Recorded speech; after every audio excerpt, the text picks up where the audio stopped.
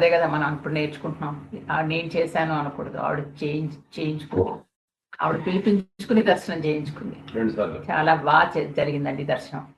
చక్కగా అమ్మవారు పొద్దున్నే వెళ్ళేసరికి, మామూలుగా రెస్ట్రిక్షన్ భయపడతాం ఎప్పుడు మనం మైసూర్లో, కానీ ఈసారి పొద్దున్నే వెళ్ళిపోయాం. చక్కగా దర్శనం అయింది అమ్మవారిది. 2 సార్లు చక్కగా చూశాను నేను, చాలా సంతోషం అనిపించింది. మరి మన అష్టాదశ శక్తి పీఠాల్లో ఒకటి కదా క్రౌంచ పట్టణి, చాముండే క్రౌంచ పట్టణి అంటారు. క్రౌంచ పట్టణం అనేవారు ఇది వరకు, ఎప్పుడో పురాణాల కాలంలో. ఎందుకు అసలు క్రౌంచ పట్టణం అనేవారంటే, పైనుంచి చూస్తే ఇక్కడ అన్ని కొండలు కదా, ఆ కొండ ఒక క్రౌంచ పక్షి ఆకారంలో కనిపించింది, అందుకని క్రౌంచ పట్టణం. పైగా అందులోంచి వెళ్ళే గాలి, కొండల మధ్యలోంచి గాలి వస్తే చప్పుడు వస్తుంది కదా, ఆ పక్షి అరుస్తున్నట్టుగా అలా అనిపించేది, అందుకని దీనికి క్రౌంచ పట్టణం. తర్వాత మహిషాసురుడు అనే రాక్షసుడు వచ్చాడు ఇక్కడికి. వస్తే ఆ రాక్షసుడు లోకకంటకుడైతే అమ్మవారు అక్కడిని వధించింది. తర్వాత ఆవిడకి గుడి కట్టారు 11వ శతాబ్దంలో. లోపల పెద్ద శ్రీచక్రం ఉంటుంది.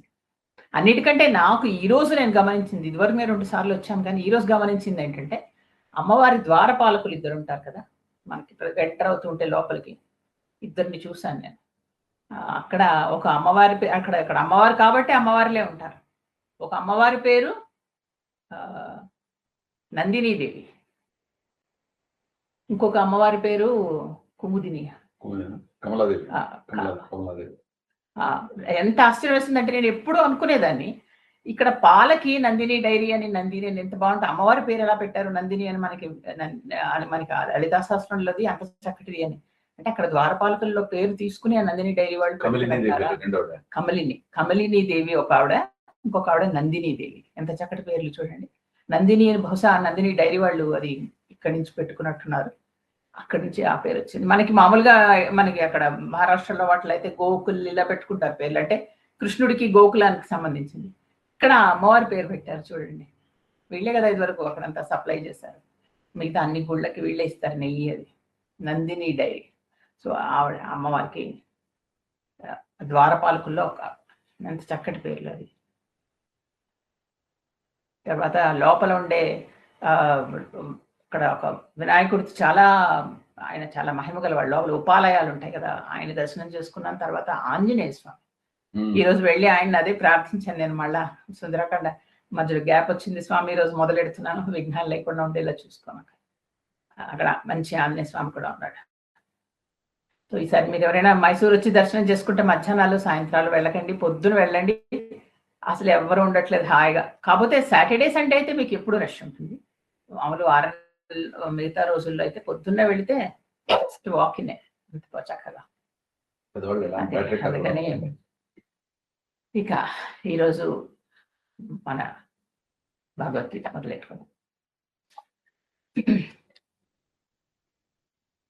ఓం ఓం ఓం శుక్లాంబరధరం విష్ణుం శశివర్ణం చతుర్భుజం ప్రసన్నవదనం ధ్యాయేత్ సర్వవిఘ్నోపశాంతయే. అగజానన పద్మార్కం గజాననమహర్నిశం అనేకదంతం భక్తానాం ఏకదంతముపాస్మహే. సరస్వతీ నమస్తుభ్యం వరదే కామరూపిణి. విద్యారంభం కరిష్యామి సిద్ధిర్భవతు మే సదా. పద్మపత్ర విశాలాక్షి పద్మకేసరవర్ణిని. నిత్యం పద్మాలయాం దేవి సామాం పాతు సరస్వతి. గురుర్బ్రహ్మా గురుర్విష్ణు గురుదేవో మహేశ్వర. గురుర్ సాక్షాత్ పరబ్రహ్మ తస్మై శ్రీ గురవే నమః.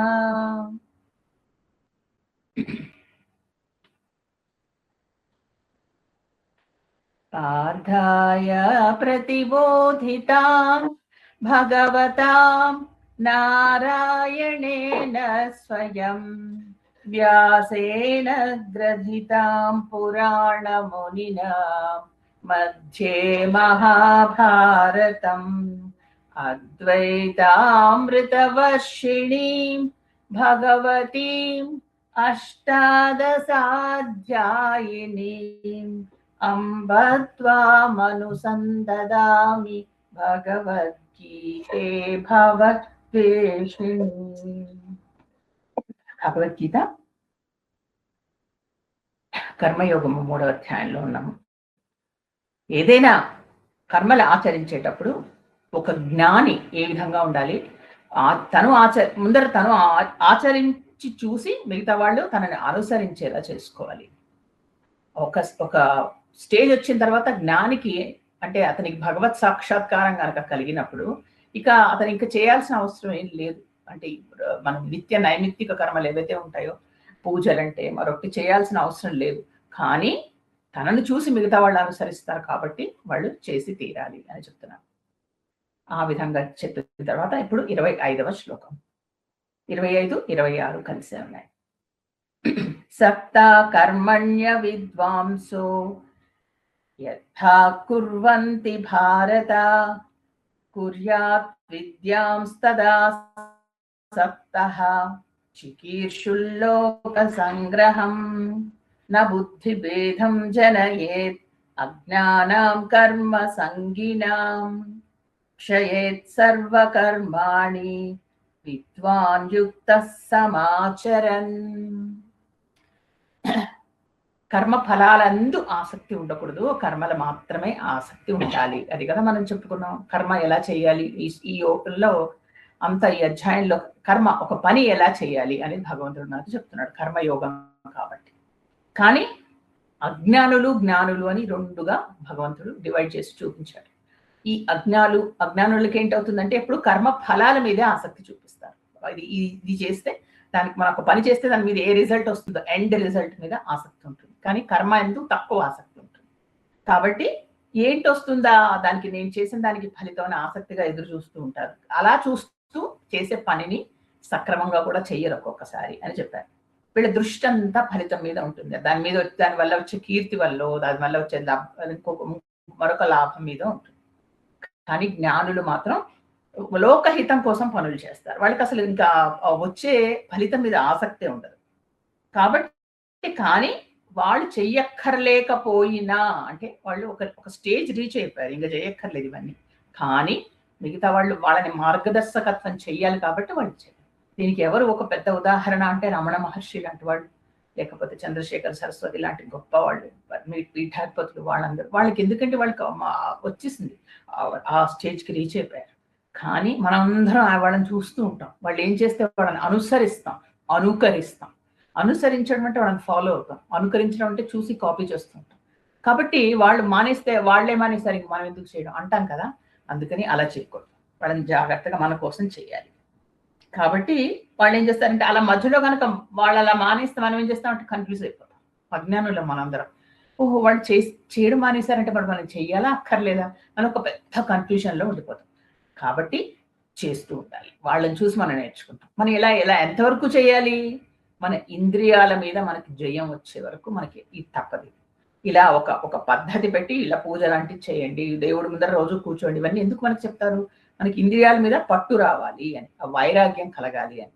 కాబట్టి అప్పటి వరకు మనం చేస్తూనే ఉండాలి అని ఇక్కడ ఇవన్నీ ఎందుకు చెప్తున్నాడు కృష్ణుడు? అర్జునుడికి చెప్తున్నాడు, నువ్వు ధర్మయుద్ధం చెయ్యి, నువ్వే అందరికీ ఆదర్శప్రాయుడివి. నువ్వు చేయడం మానేస్తే మిగతా వాళ్ళందరూ మానేస్తారు. ఎంతమందికి అర్జునుడు గురువు, ఎంతమందికి ఆయన నేర్పించాడు యుద్ధం, ఇలా చేయాలి అలా చేయాలి. ఆయన చూసి ఎంతో మంది నేర్చుకున్నారు. చివరికి ఉత్తర కుమారుడు కూడా అర్జునుడు మీరా అంటూ ఆశ్చర్యపోయి ఆయన కాళ్ళ మీద పడి, మీరు నాకు ఎప్పటి నుంచో నేను మిమ్మల్ని పెట్టుకుని ఆరాధిస్తున్నాను, మీరే నాకు గురువు అన్నాడు. నిజానికి వాళ్ళు ఎప్పుడు చూడలేదు ఆయన. కానీ చూడండి, ఒక హీరో వర్షిప్ అంటారు కదా, అలా ఉండేది అర్జునుడు. అలాంటి వాడివి నువ్వే మానేస్తే ఎట్లాగయ్యా యుద్ధం? నేను మానేస్తే నిన్ను చూసి ఎంతమంది అనుకరిస్తున్నారు. కాబట్టి ఎట్టి పరిస్థితుల్లో మానకూడదు అని చెప్పాడు. చెప్పి తర్వాత ఇంకా ఏం చేయాలట జ్ఞానులు అనే వాళ్ళు ఇంకొకళ్ళకి చేయడానికి ఆ పనులు చేస్తూ వాళ్ళని మిగతా వాళ్ళకి స్ఫూర్తినివ్వాలి. అంటే వాళ్ళకి ప్రేరేపించాలి, మీరు చేయండి, ఇది కూడా మీరు చేయాలి అంటూ వాళ్ళని ప్రేరేపించాలి. నువ్వే యుద్ధం మానేస్తే అసలు ఎలాగా? అందుకని నీ విధిని నువ్వు నిర్వర్తించాలి. ఎందుకంటే నీకు బాధ్యత కూడా ఉంది. ఇంత గొప్పవాడి అయినందుకు కొన్ని బాధ్యతలు ఉంటాయి కదా, ఆ బాధ్యత కూడా నీకుంది అని చెప్తారు అనమాట. కాబట్టి వాళ్ళకి అంతేకాకుండా వాళ్ళకి అర్థమయ్యే పద్ధతిలో చెప్పాలి. అసలంటూ తెలియని వాళ్ళకి పెద్దగా వివరణ ఇస్తే ఏదో చెప్తే వాళ్ళకి అర్థం కాదు. వాళ్ళకి అర్థమయ్యే పద్ధతిలో వీళ్ళు కొద్దిగా దిగి చెప్పాలి, అప్పుడే కదా వాళ్ళకి అర్థమయ్యేది అని. అది అందుకని వాళ్ళకి 2 పద్ధతులు ఉంటాయట ఏమీ తెలియని వాళ్ళకి ఆ పని చేయడానికి, కర్మాచరణకి. ఒకటి ఏంటంటే ఏదైనా ఒక దాని వల్ల రిజల్ట్ వస్తుంది. ఏదైనా ఒక పూజ చేయమన్నాం అనుకోండి, ఆ పూజ వల్ల దానికి ఏంటి ఫలితం ఏంటి, ఇది వస్తుందా, ఇలా నాకేదో ఉద్యోగం వస్తుందా, లేకపోతే మా పిల్లకి పెళ్ళి అవుతుందా, అలా ఇలా ఆలోచించి చేయడం. లేదా చాలా కష్టం అయితే అమ్మో నేను చేయలేనండి అని వదిలేయడం. ఒకటి మానేయడం, రెండు ఫలితం మీద ఆసక్తితో చేయడం. ఈ రెండిట్లో మనం చూస్తే ఏది మంచిదండి? మొదటిదే మంచిది కదా. అసలంటూ మొదలెట్టి చేయడం, పని చేయడం ముఖ్యం. కాబట్టి అలా చేస్తూ చేస్తూ చేస్తూ ఉండగా కొద్దిగా జ్ఞానం పెరుగుతుంది. కాబట్టి చెయ్యండి. రెండో దానికి అసలు ఏమీ ఫలితం లేదు కాబట్టి మొదటి వాళ్ళని అందరినీ ప్రోత్సహించి వాడితో పని చేయించండి అని కృష్ణుడు అర్జునుడికి చెప్తున్నాడు. తర్వాత శ్లోకం. ప్రకృతే క్రియమాణాని గుణకర్మాణి సర్వశః అహంకార విమూఢాత్మ కర్తాహం ఇది మన్యతే. జ్ఞానులు అజ్ఞానులు అందరూ పనులు చేస్తూ ఉంటారు కదా, కర్మ. వీటన్నిటికీ తేడా ఏంటి? అజ్ఞానులు నిజంగా పనులు చేస్తారు కానీ వాళ్ళకి తెలియదు ఎలా చేస్తున్నాం, ఎందుకు చేస్తున్నాం అని. వాళ్ళు నేనే చేస్తున్నాను అనుకుంటారు. కానీ నిజానికి మనం రెండు పనులు చేస్తాం. ఒకటి శారీరకంగా మనకు తెలియకుండా మనలో కొన్ని పనులు జరిగిపోతున్నాయి. శ్వాస తీసుకోవడం, గుండె కొట్టుకోవడం, తర్వాత రక్త ప్రసరణ, ఇలాంటివన్నీ జరుగుతాయి. అది మనకు తెలియదు, సహజంగా మనలో జరుగుతాయి. మనం కావాలి చెయ్యాలని ఏం చెయ్యం, మనం వాటి మీద కంట్రోల్ కూడా ఉంటుంది కదా. ఎక్కువైతే తక్కువైతే మందులు కూడా వేసుకుంటాం అది. కానీ రెండవది ఉంటుంది, ఇదేంటంటే మనం ప్రయత్నపూర్వకంగా చేస్తాం. ఇలా మాట్లాడటం, వినడం, రాయడం, లేకపోతే ఇంకేమైనా పనులు చేయడం, తినడం, నిద్రపోవడం, ఇవన్నీ మనం ప్రయత్నపూర్వకంగా చేసాం. ఈ రెండు పనులు ఉంటాయి. కాబట్టి ఏది చేయాలన్నా దీనికి మనస్సు, మన ఇంద్రియాలు రెండు పనిచేయాలి. రెండిటికి కనెక్షన్ కూడా ఉండాలి. కాబట్టి ఇలా ఉండడానికి కారణం అసలంటూ ఏంటి అంటే ప్రకృతే. ఇది ప్రకృతేగా, ఇవన్నీ వీటన్నిటిని కలిపి ప్రకృతి అంటారు. ప్రకృతే మనల్ని శాసిస్తూ ఉంటుంది. ప్రకృతిలో ఉండే 3 గుణాలు, సత్వగుణం, రజోగుణం, తమగుణమే మనతో ఈ పనులు చేయిస్తున్నాయి. కానీ మనకి తెలియదు. మనం అజ్ఞానంగా ఏమనుకుంటాం అంటే నేను చేస్తున్నాను, ఇది నా వల్ల అవుతుంది అనుకుంటాం. కానీ మనకి తెలియకుండా మనం ప్రకృతితో చేయించబడుతున్నాము అని భావం కనుక మనకు కలిగినప్పుడు నేను చేస్తున్నాను అనే భావం పోతుంది. ఇది అందుకని. కానీ అసలంటూ ప్రేరణ ఇచ్చింది ఎవరు? ఆత్మే ఇస్తుంది కదా. నేను ఈ పని చెయ్యాలి, నిజమే మన ప్రకృతిలో ఉండే ఈ 3 గుణాలే మనతో పనిచేస్తున్నాయి. కానీ అసలంటూ ప్రేరణ ఇచ్చేది మన ఆత్మ ఇస్తుంది. ఈ పని నేను చేస్తాను అని. అందుకని మన శరీరం చేసే పనులన్నిటికీ ఆత్మే బాధ్యత. ఇది తప్పు చేస్తే ఆత్మకే శిక్ష పడుతుంది కదా. వచ్చే జన్మ మళ్ళా మరు జన్మలో ఇంకా తప్పు వేరే జన్మ రావడానికి కారణం, ఈ అధ జన్మ నీచ జన్మ రావడానికి కారణం ఆత్మే. కాబట్టి ఇదంతా మళ్ళా ఒక సైకిల్ లాంటిది అని చెప్తున్నారు. ఇక్కడికి ఆపేస్తాం.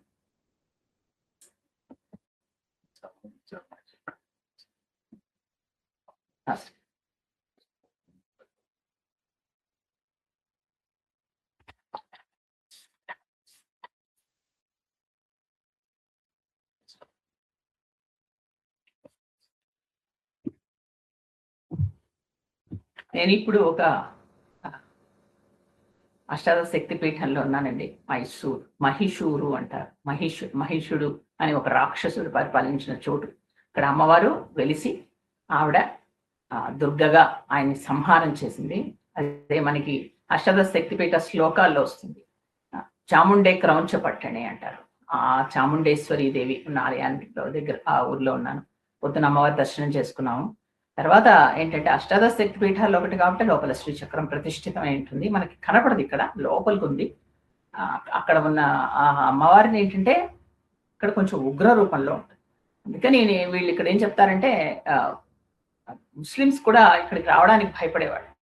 అందుకని వాళ్ళు కూడా వచ్చి అనేక అమ్మవారికి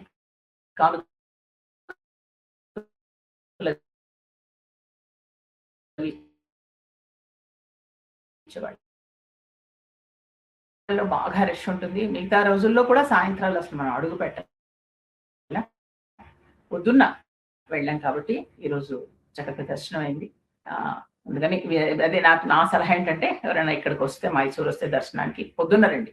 7:30కి వెళ్తే చక్కగా ఎవరు ఉండరు, అప్పుడు దర్శనం చేసుకోవచ్చు. బాగా జరిగింది అమ్మవారి. ఇక్కడ అమ్మవారి పేరు అక్కడ చాముండేశ్వరి దేవి. అక్కడ ఉగ్ర రూపంలో ఉంటుంది ఆవిడ.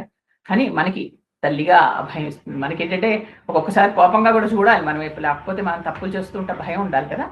ఏం పర్వాలేదులే, నేనేమైనా దుష్ట శక్తులు నీ చుట్టూంటే నేను వాటిని దురుమాడుతాను అన్నట్టుగా ఉంటుంది ఆ భయం. అప్పుడు అమ్మవారిలో ఆ ఉగ్రరూపం మనకు అభయం ఇస్తున్నట్టే ఉంటుంది. అది చక్కటి దేవత ఆవిడ. ఇక్కడ ఉండే అందరూ చెప్తారు ఈవిడకుండే నగల విలువ ఎంత ఎంత అని చెప్పాలి అంటే మైసూర్ని 2 సార్లు వేలం వేస్తే పూర్తి మైసూర్ని ఎంత వస్తుందో అంతుంది ఆవిడ. అంటే అన్ని నగలు చేయించారు, అన్ని రకరకాల రాజులు ఇచ్చినవి, అవన్నీ దసరాల్లో పెడతారు ఆవిడకి. కానీ ఉత్సవ విగ్రహానికి ఎక్కువగా ఉంటాయి. ఒకే ఒక రోజు అలంకరించి ఊరేగింపులో చూపిస్తారు. ఇదంతా అష్టాదశ శక్తి పీఠాల్లో మనం అంతా చాలా విపులంగా చెప్పుకున్నాం. కానీ ఈసారి చూసేసరికి నాకు మళ్ళీ ఒకసారి అవన్నీ గుర్తొచ్చి చెప్పాలి అనిపించింది. అదే ఇప్పుడు ఒకసారి చెప్పాను, మళ్ళీ చాలా మంది యాడ్ అయ్యారు, ఒకసారి చెప్పమంటే మళ్ళీ చెప్తాను. అక్కడ అమ్మవారి ద్వారపాలకులు ముఖ్యంగా ఈరోజు నా దృష్టిని బాగా ఆకర్షించారు. కమలిని దేవి, తర్వాత నందిని దేవి, ఇద్దరు అమ్మవారి ద్వారపాలకులు. లోపల ఉన్న ఆంజనేయ స్వామి చాలా అద్భుతంగా ఉన్నాడు ఉపాలయంలో. ఇక వినాయకుడు సరే మనకి ముందర వెళుతూనే వినాయకుడి దర్శనం అవ్వాలి కదా, అది చాలా చాలా సంతోషంగా అనిపించింది. చాముండేశ్వరి రామాయణం. శ్రీ మహాగణాధిపతి నమ, శ్రీ సరస్వత్యే నమ, శ్రీ రామచంద్రనే నమ. శ్రీరామ రామ రామేతి రమే రామే మనోరమే సహస్రనామ తత్తుల్యం రామనామ వరాననే. రామాయ రామభద్రాయ రామచంద్రాయ వేధసే రఘునాథాయ నాథాయ సీతాయ పతయే నమః. ఆపదామపహర్తారం దాతారం సర్వసంపదాం లోకాభిరామం శ్రీరామం భూయో భూయో నమామ్యహం. కూజంతం రామ రామేతి మధురం మధురాక్షరం ఆరుహ్య కవితా శాఖాం వందే వాల్మీకి కోకిలం. సీతా శ్రీరామచంద్ర పరబ్రహ్మ సీతారామభ్యో. సుందరాకాండ క్లాస్లో మొదలెట్టుకున్నాం, కానీ మధ్యలో అనేక అవాంతరాలు వచ్చి కరెంట్ పోవడం, సరిగా పూర్తి మంచి చెప్పుకున్న నాకు అనుభూతి లేదు. కొద్దిగా ఒకసారి చెప్పుకొని రివైజ్ చేసుకుని మళ్ళా శ్లోకాల్లోకి వెళదాం. సుందరాకాండ అంటే సుందరమైన కాండ. అంతకు ముందర మనకి అనేక కాండల గురించి మనం చెప్పుకున్నాం. రామాయణంలో బాలకాండ, శ్రీరాముడి బాల్యము అలా చెప్పుకున్నాం. తర్వాత మనస్సులోనే ఎప్పుడు బాల్యంలో ఉండే విశ్వామిత్రుడు లాంటి ఋషులు కథలు అవన్నీ. తర్వాత అయోధ్యకాండ అంటే అయోధ్యలో జరిగిన వృత్తాంతం. ఇక అరణ్యకాండ, అరణ్యంలో శ్రీరామచంద్రుడు అరణ్యంలో ప్రవేశించినప్పటి నుంచి జరిగిన కాండ. తర్వాత జరిగింది కిష్కింధకాండ. కిష్కింధకాండ అంటే శ్రీరామచంద్రుడు కిష్కింధలోకి అడుగు పెట్టినప్పటి నుంచి ఏం జరిగింది అంత కిష్కింధకాండలో చెప్పబడింది. ఇలాగా రాముడు ఎక్కడ అడుగు పెడితే ఆ చోటుకి ఆ పేరు వస్తుంది. మరి ఇక్కడ ఇంకా లంకలో అడుగు పెట్టలేదుగా, లంకాకాండ అని ఎలా అంటారు? అదొకటి. అంటే ఎందుకు అని మన విశ్లేషణ, ఇదంతా మన సామాన్యుల విశ్లేషణ సుమా, ఇదంతా మనం చేసుకునేది. పెద్దవాళ్ళు చెప్పింది వేరే. కాబట్టి ఇక్కడ దీన్ని సుందరాకాండ అన్నారు.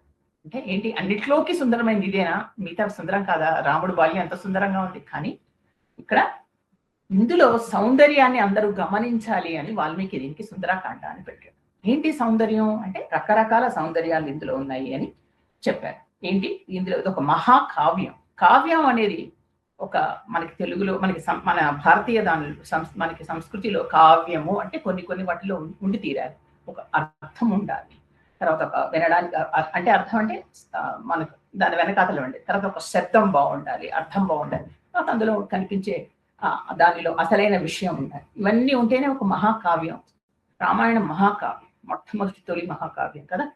ఇందులో ఏమిటి ఉంటున్నాయి అనేది 9 రకాలుగా ఆయన వాల్మీకి చెప్పాడు అని పెద్దవాళ్ళు అంటారు. అది ఒకటి శబ్ద సౌందర్యం. అంటే ఆ మాటలు పద్యాలు చదువుతున్నప్పుడు మనకి ఏవైతే సంస్కృతం రాకపోయినా వింటూ ఉంటే చాలా ఆహ్లాదంగా ఉంటుంది.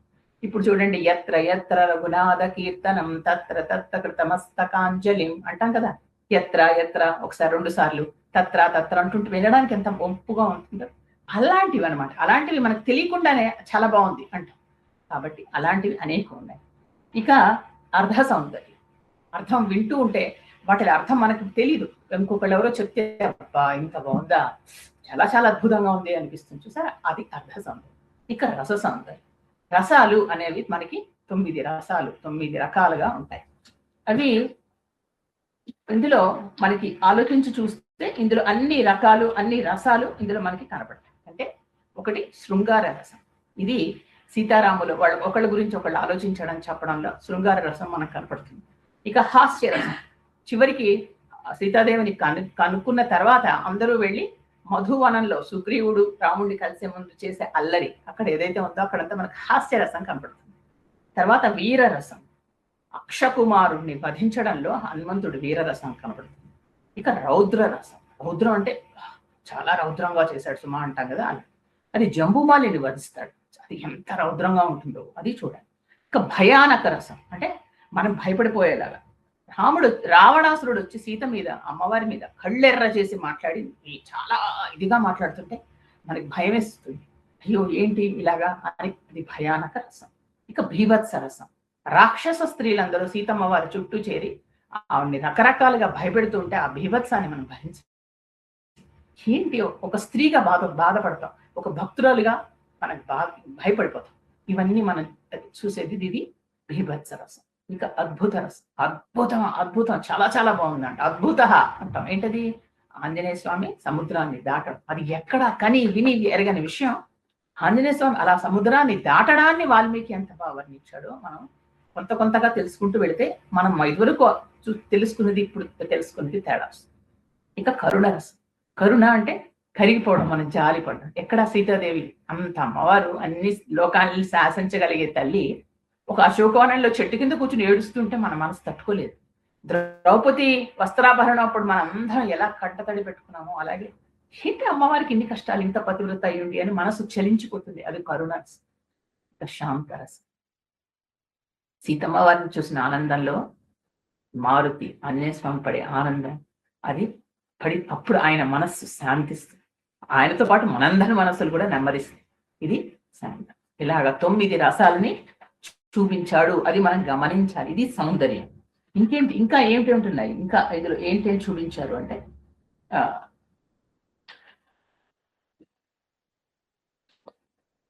ఒక రామ సౌందర్యం. రాముడిగా శ్రీరామచంద్రుడు ఆయన మనకి నిజానికి సుందరకాండలో కనిపించడు. అసలు మనకి కిష్కిందకాండలో అక్కడి నుంచి ఈయన సీతాన్వేషణకు బయలుదేరినప్పటి నుంచి మనకి రాముడు కనిపించాడు. మళ్ళా ఆంజనేయ స్వామి వెళ్ళే వరకు ఇదంతా ఒక ఆంజనేయ స్వామి చుట్టే తిరిగే కథ. కానీ రాముడు కనిపించకపోయినా పరోక్షంగా ఆయన కథ మనకి వినిపిస్తూనే ఉంటుంది. ఎన్నిసార్లు రామకథ ఇందులో చెప్పబడుతుందో అంతలేదు. అంటే అన్నిసార్లు మనకు రామకథ మనకి పారాయణ అయినట్టే అవుతుంది. అందుకే చాలా గొప్ప ఇది పారాయణ కాండ అంటారు. అన్నిసార్లు రామకథ మొదటి నుంచి చివరి వరకు ఏదో విధంగా హనుమంతుడు చెప్తూనే ఉంటాడు, ఇంకొకళ్ళు ఎవరో చెప్తూనే ఉంటారు. కాబట్టి ఈ విధంగా ఆయన గుణగణాల ప్రశంస స్పష్టంగా ఉంటుంది. తర్వాత ఇక ఇంకోటి తర్వాత కనిపించేది సీతా సౌందర్యం. అమ్మవారి సౌందర్యం అంటే కేవలం బాహ్య సౌందర్యమే కాదు, ఆవిడ అంతర సౌందర్యం, ఆవిడ ఎంత పతివ్రత, ఆవిడకున్న శీల సంపద, ఇవన్నీ ఇందులో మనకు కనిపిస్తాయి. ఆవిడ రావణాసురుణ్ణి అసహించుకుని ఆయనతో మాట్లాడే తీరు, తర్వాత ఆంజనేయ స్వామికి జాగ్రత్త చెప్పే తీరు, నువ్వు ఇలా వెళ్ళాలి సుమా, ఇలా చేయాలి సుమా అంటూ ఆయన ఒక దూతగా ఆయన ముందరికి పంపించే తీరు, ఇవన్నీ అమ్మవారి సౌందర్యం. అమ్మవారిని మొత్తం మనకి అలా మెరుపులా కనిపిస్తుంది. ఇక తర్వాత కనిపించేది హనుమత్ సౌందర్యం. హనుమంతుడు వానరుడు, ఆయనలో సౌందర్యం ఏంటి అంటే ఆయన సుందరుడు. సుందరం అంటే అందమే కాదు, సుందరం అంటే అందరి చేత ఆనందింపబడే, అందరికీ ఆనందాన్ని ఇస్తాడు. ఆనందమే కాదు, అందమే ఆనందం అంటారు, కానీ ఆనందమే అందం నిజానికి కదా. ఆనందం ఎక్కడుంటే అదే అందం మనకి కదా. ఎవరు ఆనందాన్ని ఇస్తే వాడు మనకు అందంగా ఉంటారు, అమ్మ అందంగా ఉంటుంది కదా, మన పిల్లలు మనకు అందం. ఎందుకు ఎలా వాడు మనకు ఆనందాన్ని ఇస్తారు కదా, అందుకని ఆనందం. కాబట్టి ఆనందాన్ని ఇచ్చేవాళ్ళందరూ అందంగా ఉన్నట్టే లెక్క, అందరి చేత ఆదరింపబడేవాళ్ళు కూడా. కాబట్టి ఆనంద ప్రదాత ఆయన కథ. కాబట్టి ఇది సుందరాకాండ. ఇక ఇది అయిన తర్వాత భగవత్ సౌందర్యం. భగవంతుడు ఒక భక్తుడి కోసం, అక్కడ భక్తుడు అంటే భక్తుడు అని నేను ఒక పురుషుడు కాదు, ఒక స్త్రీ, సీతమ్మ తల్లి ఒక భక్తురాలి కిందే. ఆయన పరమాత్మ అయితే ఈవిడ జీవుడు. ఆయన కోసం ఎంత తప్పించిపోతూ ఉంటుందంటే ఆవిడ కోసం కూడా ఆయన అంతే బాధపడతాడు. అంటే ఒక భక్తుడి కోసం ఒక భగవంతుడు కూడా అంతే బాధపడతాడు. ఆయన సౌందర్యం ఆయన్ని. అందుకని ఏం చేస్తాడు, ఒక ఆవిడ భక్తి పరిపక్వత చెందిన తర్వాత ఆయనే ఆవిడ వెతుక్కుంటూ వస్తాడు అని చెప్పడం, అది భగవత్ సౌందర్యం. ఇక అది అయిన తర్వాత మనకి కనిపించేది జీవ సౌందర్యం. అంటే జీవుడు పడే తపన, భగవంతుడిని విడిచిపెట్టి ఒక చిన్న దానికోసం, లేడీ కోసం ఆశపడి ఆయన్ని వదిలి వచ్చి మళ్ళా ఆయన పాద పద్మాలు చేరాలని తప్పించిపోయే ఒక జీవుడి సంక్షోభం, ఆవిడపడే బాధ, అదంతా జీవుడి సౌందర్యం. ఇక ఆచార్య సౌందర్యం. ఆచార్యుడు అంటే జీవుడిని భగవంతుడితో కలిపేవాడు. గురువు అంటేనే అదే అర్థం. ఒక జీవుడిని ఏమి తెలియకుండా అమాయకంగా ఉన్న జీవుడిని తీసుకెళ్ళి భగవంతుడిని పరిచయం చేసి భగవంతుడిని కలిపేవాడు జీవుడు. ఒక గురువు అంటే, ఒక ఆచార్యుడు అంటే. ఆ ఆచార్య స్థానంలో ఇక్కడ నిలబడింది ఆంజనేయ స్వామి. అంటే సీతకు ఆంజనేయ స్వామి ఆచార్యుడు అలా చూడకూడదు. మనం చూసేవి మనం ఒక్కొక్కటి ఒక్కొక్క విధంగా చూడాలి. ఇక్కడ సీతమ్మ వారి జీవుడైతే రాముడు పరమాత్ముడు. వీళ్ళిద్దరిని కలిపి, నిజానికి సీతమ్మ అంటే తల్లి, ఆయనకి రాముడు అంటే తండ్రి, వాళ్ళిద్దరిని కలిపిన తనయుడు. ఇదొక రిలేషన్. ఒక్కొక్కటి ఒక్కొక్క గుర్తి, అంతేగాని అన్నిటినీ కలిపేయకూడదు. అలాగే ఇక్కడ అయ్యవారు ఇక్కడికి వచ్చింది, ఈయన రుద్రాంశతో వచ్చాడు. ఇక్కడ అమ్మవారు ఉంది, ఇక్కడ అమ్మవారి మరి ఇక్కడ కూర్చుంది, ఆవిడ శక్తి స్వరూపిణి. అంతేగాని ఇక్కడ రుద్రుడు వచ్చాడు ఇక్కడ శక్తి అని కాదు ఇక్కడ అర్థం. ఆయన రుద్రుడు అవతారంగా వచ్చాడు అంతే. కానీ ఇక్కడ కలిపింది లక్ష్మీనారాయణలను కలుపుతున్నారు. ఆయన రుద్రుడిగా వచ్చి లక్ష్మీనారాయణలు కలుపుతున్నారు. ఇంకొకటి ఏంటంటే ఆయన ఒక సాధకుడిగా వచ్చాడు. సాధకుడు అంటే ఏంటి? అమ్మవారి దర్శనం చేసుకోవాలని పరితపించే, ఇది మనకి శక్తి తత్వంలో వస్తుంది. అంటే మనం లలితా సహస్రం చేశాం కాబట్టి, లలితా సహస్రం గురించి మనకు తెలుసు కాబట్టి తెలుస్తుంది. అంటే ఏంటి? మనం ఒక సాధకుడు అంటే ఏంటి? అమ్మవారిని చిట్ట చివరికి మనం కలుసుకోవాలి, చూడాలి, ఆవిడ దర్శనం చేయాలని పరితపిస్తారు సాధకుడు. అలా ఒక సాధకుడు అయ్యాడు ఆయన. అప్పుడు ఆయన అమ్మవారు కనిపించి అనుగ్రహిస్తుంది. అంటే అప్పుడు ఏంటి? అమ్మవారి అనుగ్రహం పొందిన సాధకుడు. అది ఇంకొకటి. ఇలా ఇన్ని విధాలుగా మనం చూసుకోవచ్చు. అప్పుడు మనకి ఆయన సాధకుడుగా మనకు అలా కనుక రామాయణం చదివితే మనకి ఇదంతా లలితా సహస్రం కింద కనిపిస్తుంది. ఇన్ని విధాలుగా మనం చదివే తీరులో ఉంటుంది. అందుకని ఆలోచించుకొని చాలా జాగ్రత్తగా చదవాలి. కిష్కింధాకాండంతా మీరు వెతికితే ఎక్కడ సీతమ్మ వారు మనకు కనిపించదు కదా.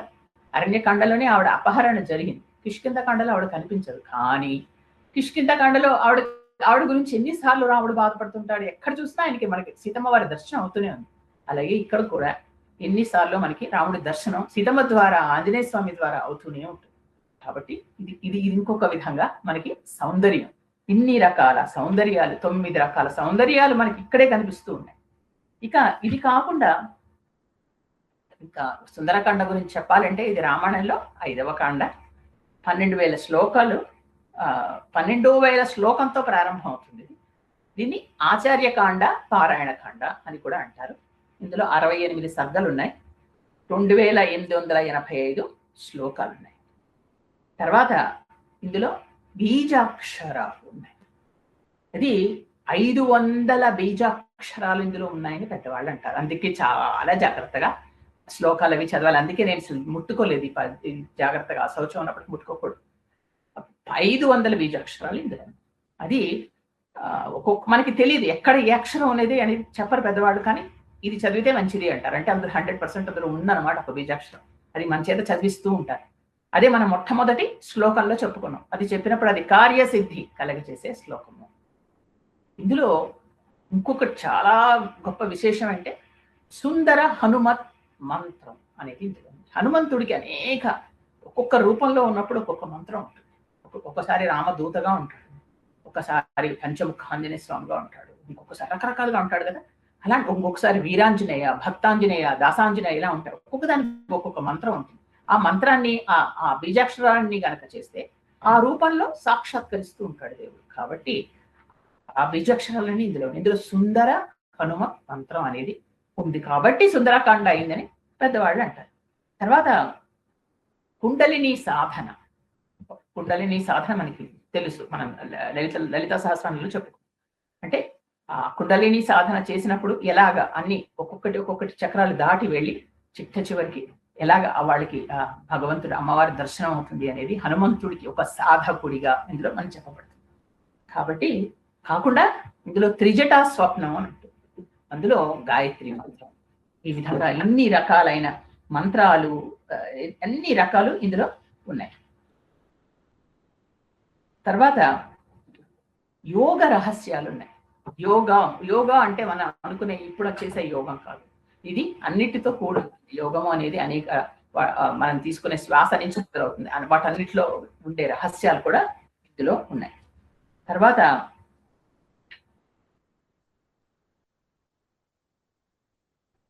ఇంకొకటి ఏంటంటే మీకు చెప్పాను ఇందులో 500 అవి కూడా ఉన్నాయి, బీజాక్షరాలు కూడాను.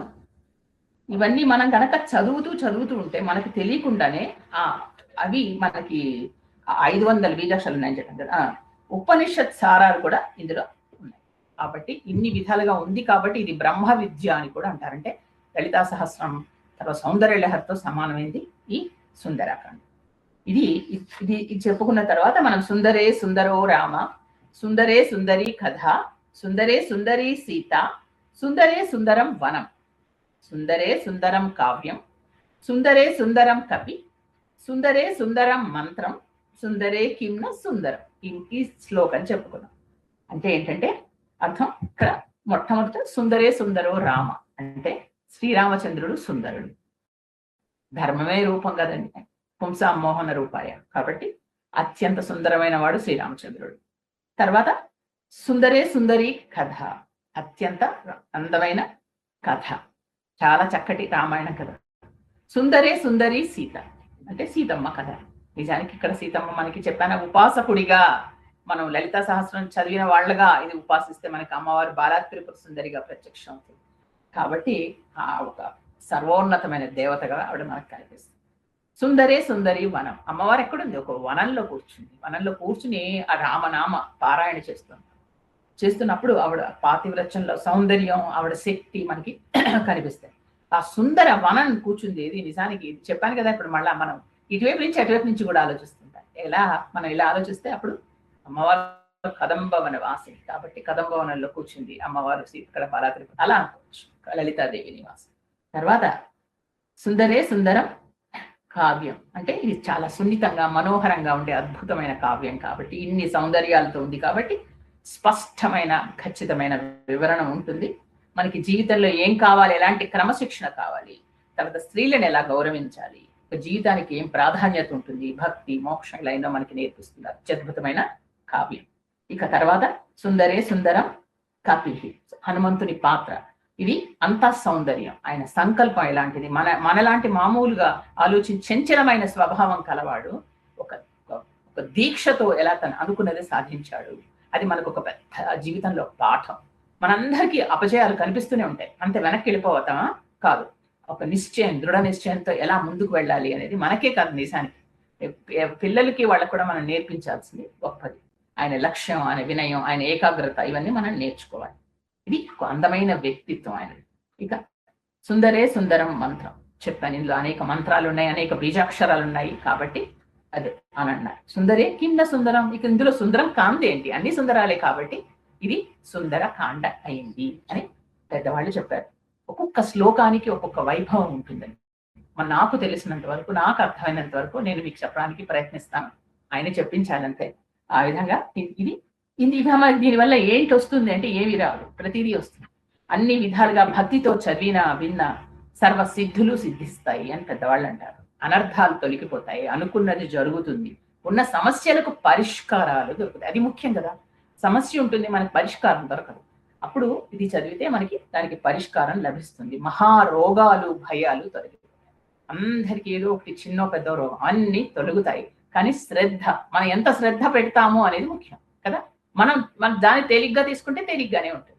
అది దాని మీద అంత శ్రద్ధగా చదివితే తప్పకుండా మీరు అర్థం చదివినా మంచిదే, శ్లోకం చదివితే చెప్పాను కదా బీజాక్షరాలు చదివిన ఫలితమే. కాబట్టి అలా చదవడానికి ప్రయత్నించండి, దానికి శౌచం ఉండాలి ఖచ్చితంగా. కాబట్టి అందుకని నేను అంటున్నాను, ఈ చదివేటప్పుడు జాగ్రత్తగా ఉండండి. చదివేటప్పుడు ఆ శ్లోకాలు కూడా ఏమాత్రం నాకు అందులో ఏదైనా ఉంది అనిపిస్తే మాత్రం మీకు శ్లోకం తప్పకుండా చెప్తాను. ఈ విధంగా మనం ఇందులో రాముడి ధ్యానం గురించి నేను మీకు చెప్పాను. ఇందులో పెద్దవాళ్ళు రాముడి ధ్యానం ఎలా చేయాలి అంటే చంద్రకాంతులతో ప్రకాశిస్తున్న ఆహ్లాదమైన ఆనందమైన స్వరూపుణ్ణి వాంఛితార్థ ప్రదాయకుడైన హనుమ ధ్యానిస్తూ ఉన్నాడు అని ఊహించుకుంటూ మనం చదవాలి. అప్పుడు ఆ విధంగా శ్రీరామచంద్రుడి దర్శనం చేయాలి అని చెప్పారు. ఇక ఇందులో మొట్టమొదటి శ్లోకానికి వస్తే తతో రావణ సీతాయా శత్రుకర్షణ ఏష పదమన్వేష్టుం చారణా చరితే పది.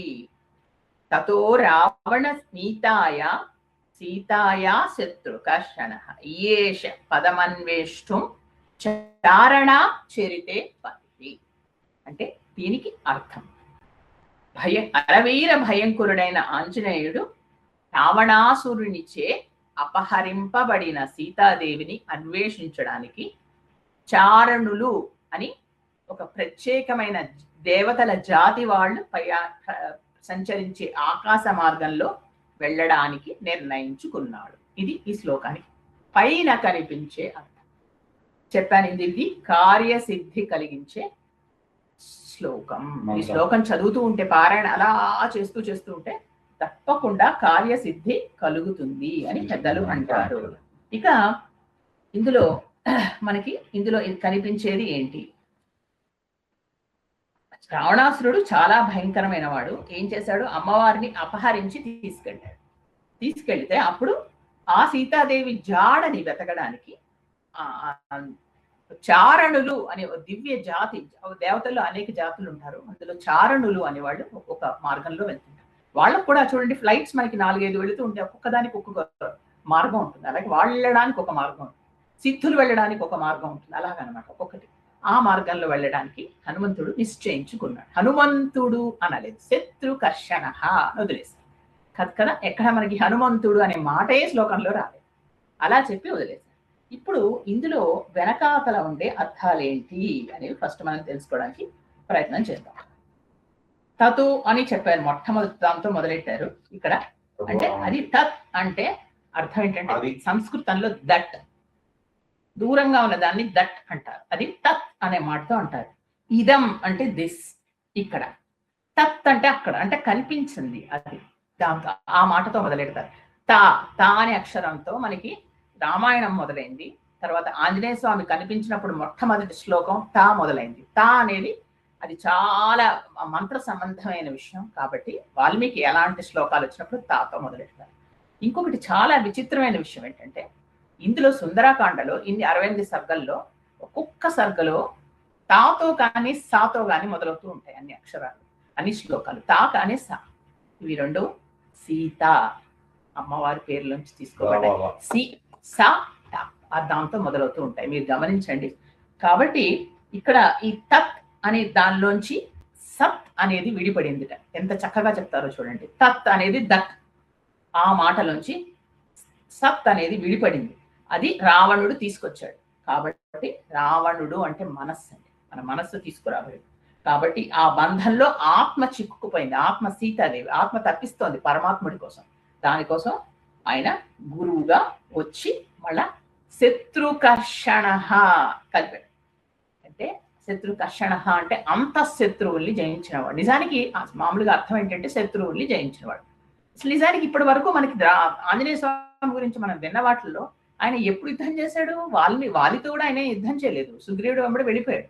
మరి ఎలా డిసైడ్ చేశాడు ఇక్కడ వాల్మీకి శత్రుకర్షణ అని? శత్రువుల్ని జయించిన వాడు ఎక్కడ జయించలేదే అంటే మనకి ముందర రాబోయే భవిష్యత్తు గురించి చెప్తున్నారని అనుకోవచ్చు. కాకుండా అంతఃశత్రువుల్ని ఆయన జయించేశాడు. ఆయనకి కామక్రోధ మతమాత్సర్యాలు లేవు, అప్పటికి జయించి ఉన్నాడు. కాబట్టి ఆయన శత్రుకర్షణ. కాబట్టి ముందు శత్రువుల్ని కూడా జయిస్తాడు అని మనకి హింట్ ఇచ్చాడు. ఇస్తూ ఆంజనేయ స్వామిని ఆ పేరుతో మనకి ఇక్కడ పరిచయం చేస్తున్నారు. అంతేగాని హనుమాన్, ఆంజనేయ, మారుతి ఏమైనా పేరు రాలేదు కదా, శత్రుకర్షణ వాడారు. కాబట్టి ఇక్కడ ఈ విధంగా ఆయన వెళతారు అని చెప్తున్నారు. అంటే ఇక్కడ తత్ సత్ అనే మాటలు మీకు అర్థం అవ్వాలని ఈ విధంగా చెప్పాను అనమాట. ఇక్కడ నిజానికి ఇంకొక అర్థం చెప్తారు పెద్దవాళ్ళు. రావణుడు అంటే రావణ అని ఎందుకు ఇచ్చాడు? శివుడే ఇచ్చాట పేరు. ఎందుకంటే గట్టిగా ఆ కైలాసాన్ని తన తలలతో పైకి లేపడానికి ప్రయత్నించినప్పుడు శివుడు తన బొటన వేలితో ఇలా నొక్కాడు, కైలాసం కదిలిపోతూ ఉంది. దాంతో అది ఆయన మీద గట్టిగా పడింది. ఆ బరువులు తట్టుకోలేక ప్రపంచం అంతా దద్దరిల్లేలాగా గట్టిగా అరిచాడు. అంత రవం చేశాడు ఆయన, గట్టిగా ఏడుస్తూ రవం చేశాడు. అందువల్ల ఈ రావణ అని పిలిచట. అంటే అంత గట్టిగా అరిచి ఏడుస్తున్నాడు, అంత లోకాలు దద్దరిల్లిపోయేటట్టు అని ఆ విధంగా శివుడు అన్నాడు. కాబట్టి కానీ దాన్ని బిరుదుగా తీసుకున్నాడు రావణాసురుడు. నా పేరు ఇంకా రావణ, శివుడే పెట్టాడు కాబట్టి అదే. నిజానికి అర్థం ఏంటంటే రావణ అంటే ఏడ్చేవాడు, అంతేగా, ఎప్పుడు ఏడుస్తూ గట్టిగా అరిచేవాడు అని. దానికి కరెక్ట్ గా మనకి ఆపోజిట్ రామ అంటే ఆనందాన్ని ఇచ్చేవాడు, ఆనందింప చేసేవాడు, ఆయన ఏడ్చేవాడు. కాబట్టి ఎవరు గెలుస్తారండి? ఆనందింపజేసేవాడే ఎప్పుడు గెలుస్తాడు. దుఃఖాన్ని జయించి ఆనందాన్ని తెలుసుకోవడమే రామాయణం, సుందరకాండ. కాబట్టి దుఃఖాన్ని అంతా జయించి మనం ఆనందాన్ని తెలుసుకోవడం. ఈ దుఃఖం అనేది ఎలా ఏర్పడుతుంది? అజ్ఞానం వలన ఏర్పడుతుంది. మనకేమి తెలియకపోవడం వల్లే వస్తుంది దుఃఖం. కాబట్టి సీత అంటే నాగేటి చాలు అని కదా, అదే కదా జనకుడు పెట్టిన పేరు. నాగేటికి ఆయన దున్నుతూ ఉంటే నాగేటి చాలులోంచి అమ్మవారి ఆవిర్భవించింది, కాబట్టి ఆవిడ పేరు సీత. ఆ నాగేటు చాలుకుండా షార్ప్ గా ఉన్న ఎడ్జ్ ని సీత అంటారు సంస్కృతంలో, కాబట్టి ఆ పేరు పెట్టాడు. అంటే ఇది అత్యంత సున్నితమైనది, ఆ చివరిది అదే బ్రహ్మ విద్య, అదే అమ్మవారి సీత. ఆ సీత అజ్ఞానం, ఆ బ్రహ్మ విద్యని అజ్ఞానం తీసేసుకుంది. అజ్ఞానం అంటే రావణాసురుడు వచ్చి సీతని అపహరించాడు, అంటే అజ్ఞానం అనేది ఒక వచ్చి బ్రహ్మ విద్యని అపహరించింది. అప్పుడు ఏం చేయాలి? మళ్ళా సాధకుడు వచ్చి తిరిగి దాన్ని అన్వేషిస్తున్నాడు, వచ్చి అన్వేషించి మళ్ళా బయలుదేరుతాడు. కాబట్టి అలాంటి వాడు శత్రుకర్షణ. ఇది మనకి సుందరకాండ. శత్రుకర్షణ అంటే అంత శత్రువుల్ని జయించిన వాడు. ఇవి మనకి ఏదైనా సరే జ్ఞానానికి ప్రతిబంధకాలు ఇవే, ఏదైనా తెలుసుకోవడానికి మనకి అడ్డం పడేవి ఇవే. వాటిని జయించిన వాడు కాబట్టే ఆయనకి అంత జ్ఞానం వచ్చింది, అది అర్హత వచ్చింది. పైగా ఆయన ఎలా వెళ్తానన్నట్ట? చారణ పదంలో వెళ్తానన్నాడు. అంటే చారణులు అని ఒక దేవతలు చరించే మార్గంలో వెళ్తానన్నాడు. ఇక్కడ నిజానికి చారణులు అంటే ఎవరో తెలుసా? రకరకాల అర్థాలు తెలుసుకునే కొద్దీ మనకు అద్భుతంగా అనిపిస్తుంది. ఏదైనా శుభవార్తను అందించేవాళ్ళు చారణులు ఉంటారు. అంటే ఎవరికో ఏదో శుభవార్త చెప్పాలంటే ఆ చారణులు వచ్చి ఫస్ట్ చెప్పేస్తారు, అలా జరగబోతోంది సుమా అని. అంటే ఋషులకి దేవతలకి వచ్చి చెప్తారు, అంటే వాడు శుభవార్తని చేరవేసేవాళ్ళు. కాబట్టి ఆ మాట ఎందుకు ఇక్కడ వాడారు? ఇంకంత శుభం జరగబోతోంది, సీతాదేవికి దొరుకుతుంది, ఇలా చెప్పడానికి ఆ మాట అక్కడ వాడారు. ఇంకొకటి ఏంటంటే చారణులు అర్థం గురువులు, తర్వాత మనకి మార్గదర్శకం చేసేవాళ్ళు అని ఇంకొక అర్థం కూడా ఉంది. కాబట్టి గురువులు చెప్పిన మార్గంలో ఆయన బయలుదేరాడు. అంటే ఒక వేద మార్గంలోనే ఆయన ఉండదలుచుకున్నాడు. గురువులు చెప్పిన మార్గంలోనే ఆయన, బ్రహ్మ విద్య కదా ఇది, కాబట్టి గురువులు ఆచార్యులు చెప్పిన మార్గంలో వెళ్ళి వెతకాలని ఆయన నిశ్చయించుకున్నాడు అని ఇన్ని అర్థాలు ఉన్నాయి. కాబట్టి తత్ సత్ అని ఈ రెండు ముఖ్యంగా తత్వం ఇది మొదలవుతుంది. కాబట్టి ఇది ఉపనిషత్సారం అని కూడా అంటారు ఈ శ్లోకాన్ని. ఆఖరి శ్లోకంలో కూడా మనకి తత్ వస్తుంది. కాబట్టి ఇది కొంచెం మీరు గ్రహించుకుంటూ ఉండండి. తత్వం మొదలైంది. ఇది మొట్టమొదటి శ్లోకం. ఇంకా ఒక్క నిమిషం, రెండవ శ్లోకం.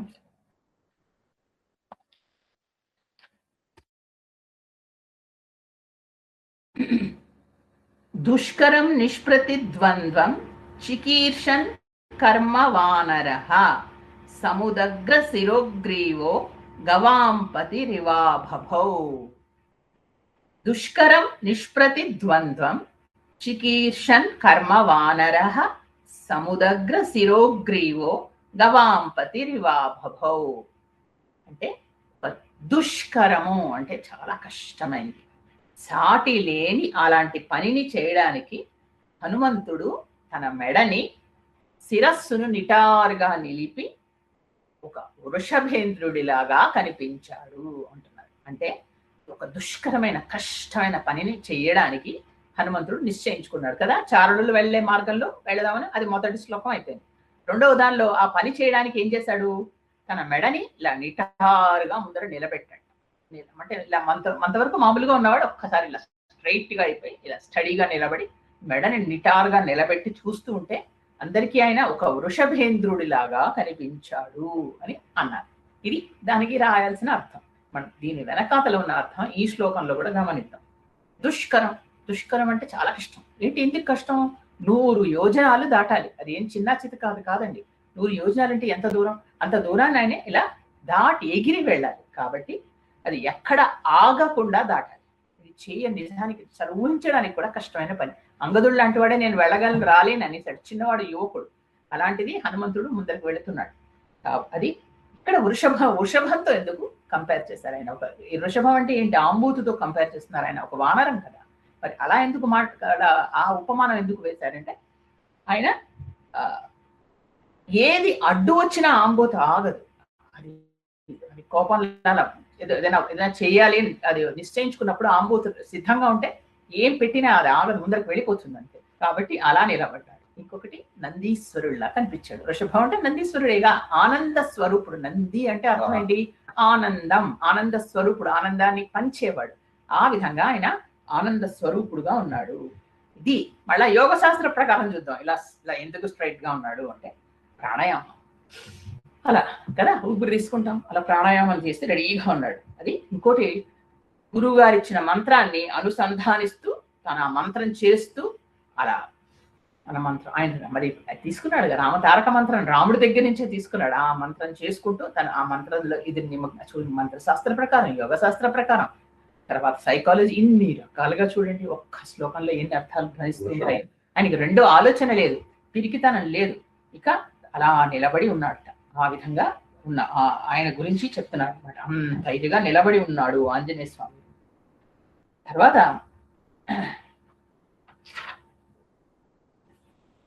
ఇక్కడ ఈ శ్లోకంలో మీరు చూడండి, దుష్కరం, తర్వాత చికీర్షన్, కర్మ, అన్ని చోట్ల చూస్తే రా రా రా రా అనే ఆ రా అనే అక్షరం ఎక్కువ సార్లు పడింది. మనతో చెప్పిస్తూ ఉంటారు రా రా అని. ఇప్పుడు మన శ్లోకం చదువుతుంటే ఎన్నిసార్లు రా అనే మాట వస్తూ ఉంటుందో చూడండి. ఎందుకు అలా ఆ అక్షరం ఎక్కువ పలికించారంటే, ఈ రా అనేది అది ఒక అగ్ని బీజం. అగ్ని బీజాన్ని రా అంటారు. అన్నిసార్లు రా అని అంటే ఏంటంటే, రామాలో కూడా రా, మనలో ఉండే పాపం, మనం చేసిన పాపం అంతా దగ్ధమైపోతుంది ముందర. కాబట్టి ఆ విధంగా మన చేత అనిపిస్తున్నారు రా అని ఆ శ్లోకంలో. ఇది అది ఆ విధంగా. ఇంకొకటి ఇంకా తర్వాత ఇక్కడ దుష్కరం అనే మాట కదా, ఇది చాలా కష్టమైంది అని చెప్తున్నారు. అంటే దాటుతాను అని సిద్ధమైపోయాడు, నేను దాటేస్తాను, ఇది పర్వాలేదు అని. అంటే ఆ పట్టుదల, ఆ లక్ష్యాన్ని నేను సాధిస్తాను అనే ఒక పట్టుదల. మనం సంస్కృత ఇందులో భగవద్గీతలో చదువుకున్నాం, వ్యవసాయ ఆత్మిక బుద్ధి అనే మాట గుర్తుందా మీకు? 2వ చాప్టర్లో. అంటే ఒక డెసిషన్ నేను తీసుకుని చేస్తాను అని చెప్పాను. ఇక్కడ అది ఇది మొదటి దుష్కరం. తర్వాత దుష్కరం కూడా ఇప్పుడే వస్తుంది. కాబట్టి ఈ దుష్కరాలు ఎన్ని ఉన్నాయి చూడండి ఇందులో. ఇలాగా నేను చేస్తాను, నేను చేయగలుగుతాను అని చెప్పడం. ఇక్కడ గవాంపతి అంటే అర్థం ఏంటంటే, ఈ శ్లోకంలో ఆంబోతు అంటే గోవులన్నిటికీ అధిపతి. గోవులకి అధిపతి అంటే మనం గోపాలకుడు కాదు, ఇక్కడ గోవులకు అధిపతి. గోవులన్నిటికీ ఆవులు కదా, వీటన్నిటికీ పతి ఎవరు? ఆంబోతు. కాబట్టి అలా గవాంపతి. ఆయన పైగా ఇటువైపు చూస్తున్నాడు, దక్షిణ దిశ వైపు చూస్తున్నాడు. అంటే దక్షిణామూర్తి లాగా కూడా కనిపిస్తున్నాడు. మరి శివుడి అంశ కదా. ఆ విధంగా రామ కార్యం కోసం ఆ విధంగా ఆయన హనుమంతుడు ఎదురు చూస్తున్నాడు, లేస్తున్నాడు, వెళుతున్నాడు అని చెప్తున్నారు. ఇక్కడి నుంచి కొంచెం అర్థాలు చెప్పుకుంటూ వెళ్దాము. ఇక్కడ మనకి ఇంకొక విషయం గమనించుకుంటూ ఉండండి. కంపారిజన్ కూడాను, ఒకసారి అలా ఉన్నాడు, ఒకసారి ఇలా ఉన్నాడు హనుమంతుడు అని రకరకాలుగా చెప్తూ ఉంటాడు. ఇవన్నీ మీరు గుర్తుపెట్టుకొని నోట్ చేసి పెట్టుకోండి. వీటన్నిటికీ అర్థం మనం తర్వాత చెప్తాం. ఇప్పుడే చెప్తే మీకు తెలిసిపోతుంది. కాదు, అలా కాదు, చిన్న సస్పెన్స్ అన్నమాట. ఇప్పుడు మొట్టమొదటి ఎలా చెప్పాడు? ఈయన నందీశ్వరుల్లో ఉన్నాడు, అంటే ఒక వృషభంలా ఉన్నాడు. తర్వాత చూడండి ఎన్ని కంపారిజన్స్ వస్తాయి. ఎందుకు అన్ని విధాలుగా చెప్పారు అనేది తర్వాత మనం చెప్తాం. తర్వాత అలాగా ఆయన ఇలా స్ట్రైట్ గా అయిపోయి లోపల నామం చెప్పుకుంటున్నాడు, ప్రాణాయామం చేసుకుంటున్నాడు. ఆయన ఒక పెద్ద కష్టమైన దుష్కరమైన పని చేయడానికి ఆయన ఒక ముందర అనుకున్నాడు. అనుకుని ఎదురుకుండా చూస్తున్నాడు, చుట్టూ చూశాట, చుట్టూ ఒకసారి చుట్టూ చూసుకున్నాడు. ఎంత ఉంది సముద్రం, ఇది ఎంత ఉంది. అప్పటికీ పెరుగున్నాడు ఆయన. చుట్టూ చూస్తే దగ్గరగా పచ్చిక బయళ్ళు కనిపిస్తున్నాయి. ఆయన ఒక కొండ మీద ఉన్నాడు కదా, ఇక్కడ ఉండండి పక్కన ఉన్న కొండ ఎక్కాడు కదా ఆయన.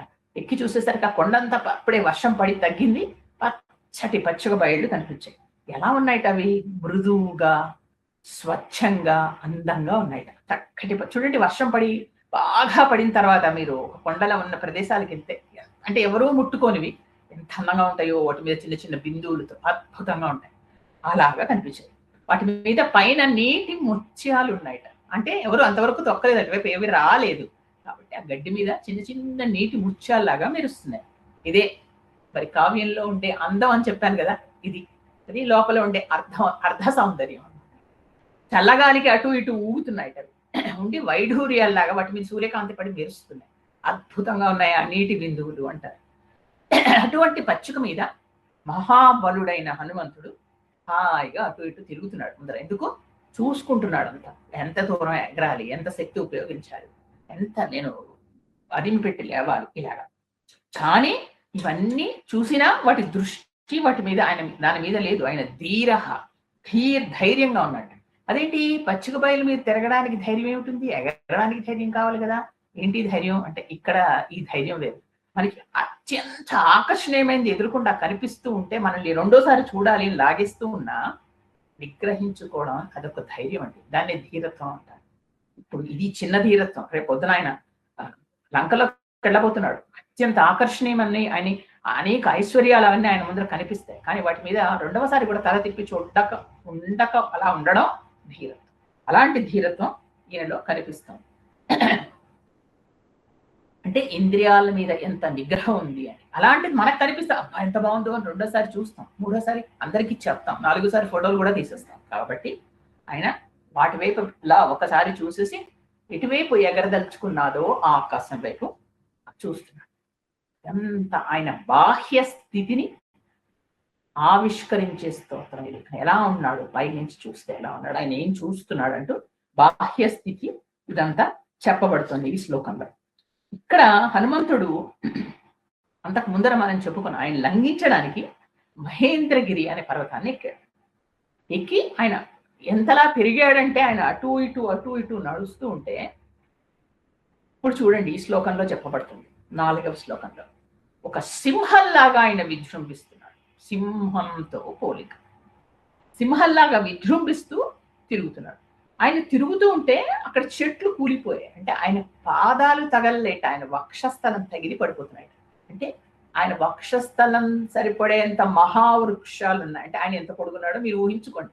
ఆయన ఎంత పొడుగు పెరిగిపోయాడంటే వృక్షాలు ఇలా నడుస్తుంటే ఆయన వక్షస్థలం తగిలి పడిపోతున్నాయి. అంటే ఇంతవరకు చెట్లకు మించి అంత ఎత్తున్నాడు ఆయన. ఆ విధంగా ఉన్నాడు. పైగా పక్షులు భయపడిపోయాయి. అంటే చెట్లు పడిపోతే మరి భయపడవాలి, పక్షులన్నీ పడిపోయి ఎగిరిపోతున్నాయి. మృగాలు కొన్ని పెద్ద అరుపులతో పరిగెడుతున్నాయి. తర్వాత ఆయన అటు ఇటు కొంచెం వేగంగా తిరగడం మొదలెట్టాడు. ఇది మొట్టమొదట ఏమవుతుంది, ఇక్కడ 1, 2, 3, 4 స్టేజుల్లో చెప్పుకుంటూ వెళ్తారు చూడండి. అంటే ఆయన ఒక ఫ్లైట్ టేక్ ఆఫ్ చేసే ముందర ఏ విధంగా ఉంటుంది, తర్వాత ఇక్కడ ఆంజనేయ స్వామి ఆ పర్వతం మీద తిరుగుతూ ముందరికి అలా వెళ్ళేటప్పుడు ఏం జరిగింది అనేది మనకి కళ్ళకు కట్టినట్టు ఒక పిక్చర్ లాగా చూపిస్తూ వెళ్ళిపోతాడు. హనుమంతుడు ఎగిరాడు అని అంటే అదొక మాట, నిజానికి అంతే జరిగింది. కానీ మనకి స్టేజ్ బై స్టేజ్ కళ్ళకు కనపడాలి, ఒక పిక్చర్ కనపడాలి. అది మహాకావ్యం అనుకున్నాం కదా, అలా ఆ విధంగా చూడండి ఒక్కొక్క శ్లోకం అర్థం చెప్పుకుంటూ వెళితే మనకి చక్కగా పిక్చర్ కనబడుతుంది. తర్వాత ఆ మహేంద్రగిరి మీద నిజంగానే ధాతువులు ఉన్నాయి, అనేక మినరల్స్ ఉన్నాయి. అప్పుడు మినరల్స్ ఉన్నప్పుడు ఏమవుతుంది, ఒక్కొక్క రాయి ఒక్కొక్క రంగులో కనిపిస్తుంది. కొన్ని నీలంగా ఉన్నాయి, కొన్ని ఎర్రగా ఉన్నాయి, కొన్ని పసుపు రంగులో ఉన్నాయి, కొన్ని ఆకుపచ్చ రంగు, తెలుపు, నలుపు ఇలాంటి రకరకాల రంగుల్లో రకరకాల రాళ్ళు ఉన్నాయి. అలా ప్రకాశిస్తూ అత్యంత అద్భుతంగా ఉందట. చూడండి, ఒక కొండ అనేది మనం యూజువల్లీ చిన్నపిల్లలు ఏమంటాం బ్రౌన్ కలర్ వేసేస్తాం కదా, ఇప్పుడు ఏం చెప్పారు, దాని మీద చక్కటి పచ్చిగడ్డి ఉంది, అనేక వృక్షాలు ఉన్నాయి, వాటి పువ్వులు ఉన్నాయి. తర్వాత ఇలాంటి అక్కడక్కడ రాళ్ళు ఒక్కొక్కటి ఒక్కొక్క రంగులో మెరుస్తుంది.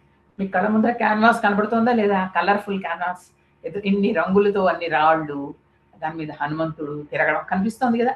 ఆ విధంగా ఆయన బిల్డప్ చేస్తారన్నమాట స్టోరీ. తర్వాత ఆయన నడుస్తూ ఉన్నప్పుడు వెనకాతల పర్వతంలో ఉండే రంగులు కనిపిస్తున్నాయి. ఇప్పుడు ఆయన ఇలా ఉన్నారు, ఇలా నిలబడి లేరు, పక్కన ఇలా కొంచెం నడుస్తున్నారు కదా, వెనక నుంచి ఇలా తిరిగినప్పుడు ఇక్కడ ఒక రంగు పర్వతంలో కొన్ని రాళ్ళు కనిపిస్తున్నాయి, ఇటు తిరుగుతుంటే ఇక్కడ ఇంకో రంగు కనిపిస్తుంది. ఈ విధంగా రంగులు కనిపిస్తున్నాయి పర్వతంలో. తర్వాత ఇక అనేక రంగుల పువ్వులు చెట్ల మీద కనబడుతున్నాయి. చెట్ల మీద ఆయన ఏం చేస్తారు, కాలు పర్వతం మీద మొట్టమొదటిసారి ఏం చేస్తారు, ఎగరాలి అంటే పర్వతం ఎక్కి కాలు ఇలా మెల్లిగా కొద్దిగా గట్టిగా అదిమారు. ఇది మొట్టమొదటి స్టేజ్. కొంచెం గట్టిగా అదిమేసరికి ఏమవుతుంది, కొంచెం అంటే పర్వతంలో ఒక్క పీసర్ చలనం వస్తుంది. చిన్న చలనం వస్తే ఏంటవుతుంది, మొట్టమొదటి ఏం జరుగుతుంది, పువ్వులు రాలిపోతాయి, చెట్లన్నీ ఇలా కదులుతాయి కదా. అప్పుడు పువ్వులు కొంచెం సుకుమారంగా ఉంటే మొట్టమొదటి పువ్వులన్నీ రాలిపోతే ఎన్ని రంగుల పువ్వులు ఉన్నాయో చెట్ల నిండా అన్ని చూడండి, ఇక్కడ వరకు వస్తున్నాయి, ఇక్కడ తగులుతున్నాయి కదా, అన్ని ఆయన మీద పడ్డాయి. ఎలా అనిపిస్తుంది, చెట్లన్నీ ఆయనకి పూజ చేస్తున్నాయి, ఆ విధంగా కనపడుతుంది. తర్వాత రెండవసారి ఏంటైంది, ఇంకా కొంచెం గట్టిగా ఇప్పుడు ఫస్ట్ కొంచెం అదిమాడు, చెట్లు కదిలే, ఇంకా కొద్దిగా గట్టిగా అదిమేటప్పుడు కాలు పెట్టి ఒక కాలు ఇలా కొంచెం గట్టిగా అదమాలిగా ఎగరాలంటే కొంచెం అదుముతూ ఉన్నప్పుడు పువ్వులు రాలే.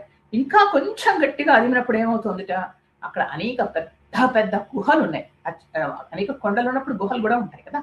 ఆ గుహలన్నీ ఉన్నట్టుండి కొంచెం గట్టిగా ఇలా కొండ నేను గట్టిగా ఇలా అదిమేసరికి గుహలో ప్రకంపనం వస్తుంది. అప్పుడు ఆ గుహలకు ఉండే తలుపులు ఉంటాయి, అవన్నీ ఉన్నట్టుండి గట్టిగా మూసుకున్నట్టు అయిపోయాయి. అంటే ఇలా విస్తరించి ఇలా ఉన్న గుహ ఇలా కొంచెం మూసుకుపోయినట్టు అయిపోయింది. గట్టిగా దాని మీద అదిమినట్టు అయిందిగా, ఇలా ఉన్న గుహ ఇలా మూసుకుపోయినట్టు అయిపోయింది. అయ్యేసరికి అప్పుడు లోపల లోపల అనేక జంతువులు ఉంటాయి కదా, ఆ జంతువులన్నీ గట్టిగా అరవడం, అంటే సడన్ గా ఉన్నట్టుండి ఇదేంటిది ఇలా మూసుకుపోతే వాటికి గాలి లోపలికి అందదు, గట్టి గట్టిగా అరవడం మొదలెట్టాయి. ఇక ఇంకా మూడవ స్టేజ్ ఇంకా గట్టిగా అదిమాడు. కాలు కొంచెం కొంచెం పెట్టాడు, కొద్ది కొద్దిగా, అంటే కొద్ది కొద్దిగా అదుముతూ ఉన్నాడు. గట్టిగా ఇలా లేవాలి కదా. అలా 1, 2, 3, 4 స్టేజ్లు అనమాట. అలా చెప్పుకుంటూ వెళ్తారు.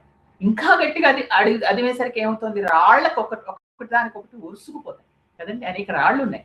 అంత గట్టిగా అయ్యేసరికి మట్టి అడుక్కెళ్ళిపోయి 2 రాళ్ళు గట్టి గట్టిగా అన్ని రాళ్ళన్నీ ఉరుసుకుపోతున్నాయి. ఉరుసుకుపోతే ఎంత గట్టిగా ఉరుసుకున్నాయంటే ఒకదానికొకటి కొట్టుకుని రాళ్లలోంచి నిప్పు రవ్వల్లాగా బయటకు వచ్చి అందులో ఉండే ఈ మినరల్స్ ఏవైతే రంగురంగులు ఉన్నాయి అవన్నీ కరిగిపోయి వేడికి ద్రవించడం మొదలెట్టాయి. జంతువులన్నీ గట్టి గట్టిగా అరుస్తున్నాయి భయపడిపోయి. ఈ విధంగా చేసినప్పుడు ఆ పాములు అనేక పుట్టల్లో ఉంటాయి కదా, అక్కడ అరణ్యం కొండలు గుహలు ఉన్నప్పుడు అనేక పాములు పుట్టలు ఉంటాయి. ఆ పాముల పుట్టలు కూడా ఇలా మూసుకుపోయినట్టు అయిపోతే పాములు భయపడి పైకి రావడానికి ప్రయత్నిస్తున్నాయి. అది మనం అంతకు ముందరే కిష్కింధాకాండ చివరి శ్లోకాల్లో చెప్పుకున్నాం. పైకి రావడానికి ప్రయత్నించినప్పుడు ఈయన కాలు ఇంకా గట్టిగా అదిమితే ఆ పుట్టలు కూడా మూసుకుపోతున్నాయి. గుహలే మూసుకుపోయినప్పుడు పుట్టలు మూసుకుపోయినప్పుడు పాము మధ్యలో ఉండిపోతుంది కదా, లేవడానికి ప్రయత్నిస్తుంది. ఒక్కసారి పైకి సగం లేచి గట్టి గట్టిగా కోపంగా చూస్తున్నాయి, గట్టి గట్టిగా ఆరుస్తున్నాయి. ఈ విధంగా ఆయన బిల్డప్ చేస్తున్నారు అన్నమాట సీన్స్. ఆ తర్వాత ఆ పర్వతం మీద అనేక మంది యక్షులు, కిన్నరులు, గంధర్వులు, నాగులు వీళ్ళందరూ సంచరిస్తున్నారు. వాళ్ళందరూ ఏం చేశారు, ఆ అందమైన కొండది చాలా అద్భుతంగా ఉంటుంది చూడండి. మంచి ఒక పిక్నిక్ స్పాట్ లా ఉంటే వస్తారు కదా, అందరు జనం వస్తారు. అలాగే అందరూ వస్తున్నారు. వచ్చి కూర్చుని దేవతలందరూ ఎప్పుడు అక్కడికి వస్తారట వాళ్ళ వాళ్ళ వాళ్ళ కుటుంబాలతో వచ్చి అక్కడ కాసేపు కూర్చుని అన్ని తినేవి తాగేవి తెచ్చుకుని కాసేపు కూర్చుని సరదా చేసుకుని వెళ్ళిపోతూ ఉంటారు. అలా వచ్చారు. వచ్చేసి వాళ్ళు ఏం చేశారు, వాళ్ళు కామరూపులు దేవతలు కదా, వాళ్ళకి ఇష్టమైన రూపాలు ధరించి అక్కడ తిరుగుతున్నారు ఆ కొండల మీద. ఆ తర్వాత ఇదంతా జరుగుతూ ఉన్నప్పుడు వాళ్ళు అక్కడ తిరుగుతూ ఉన్నారు అటు. ఇంకా అప్పుడు మరి కాస్త ఈయన వేగంగా తిరగడం మొదలెట్టాడు ఆంజనేయ స్వామి. అప్పుడు ఆయన ఎలా కనిపిస్తున్నాడు, ఆ కపిరుడు ఒక జలాశయంలో ఉన్న ఒక మహా గజంలాగా, ఒక ఏనుగులాగా కనిపిస్తున్నాడు. అంతకు ముందర సింహంలాగా అన్నారు, ఇప్పుడు ఒక ఏనుగులాగా కనిపిస్తున్నాడు. కొంచెం వేగం, నడకలో ఉండే గంభీరత్వాన్ని చెప్పడానికి ఏనుగుతో పోల్చుతారు. ఏనుగులాగా అంటే అంతంత కాళ్ళు ఉన్నాయి అని కాదు, ఆ గంభీరత్వం. అలా గజంలా గజగమన అంటారు. అంటే ఏనుగు అంత అద్భుతంగా మెల్లిగా చక్కగా నడవడం. అక్కడ అనేక ఆ మహేంద్రగిరి మీద అనేక జలపాతాలు ఉన్నాయి, అడవులు ఉన్నాయి కదా, అనేక ఏనుగులు కూడా ఉన్నాయి. కాబట్టి వాటి మీద స్వామి నిలబడితే అసలు అంతంత గజాలకేమి తక్కువగా కనిపించట్లా, ఆయన కూడా అత్యంత అద్భుతంగా కనిపించాడు. ఇక్కడ సింహంతో పోల్చడంలో మనకి టీవీ తెలుస్తుంది, అంత టీవీగా ఉన్నాడు. ఏనుగుతో నడక.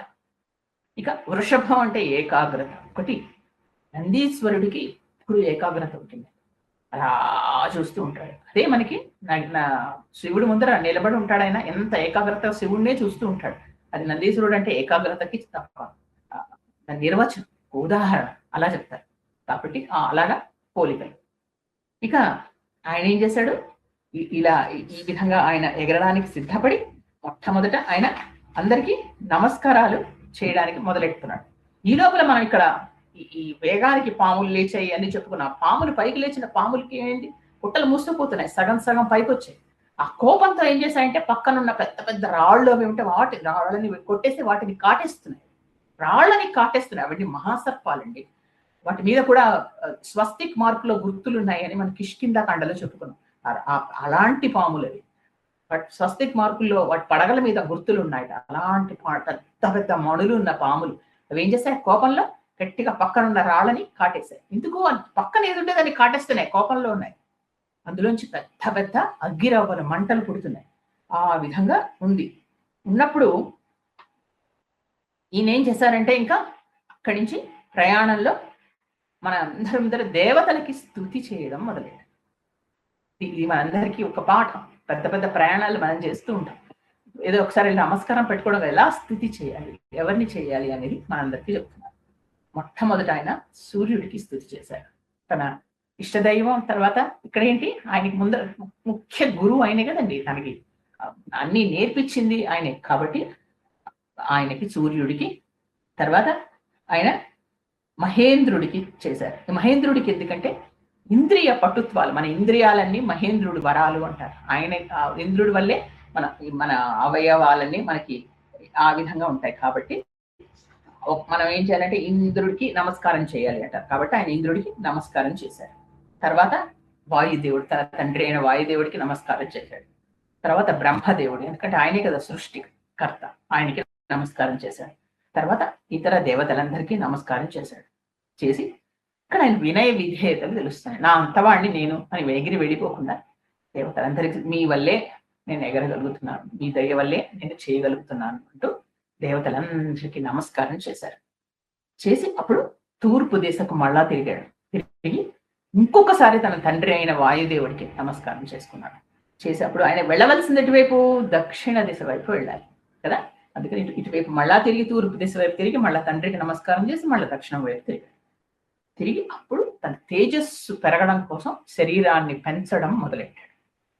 సముద్ర లంఘనం తన సఫలీకృతం కావాలని ఇక్కడ కార్యారంభంలో సూర్యాది దేవతలకి 4 దిక్కులకి నమస్కారం చేశాడు.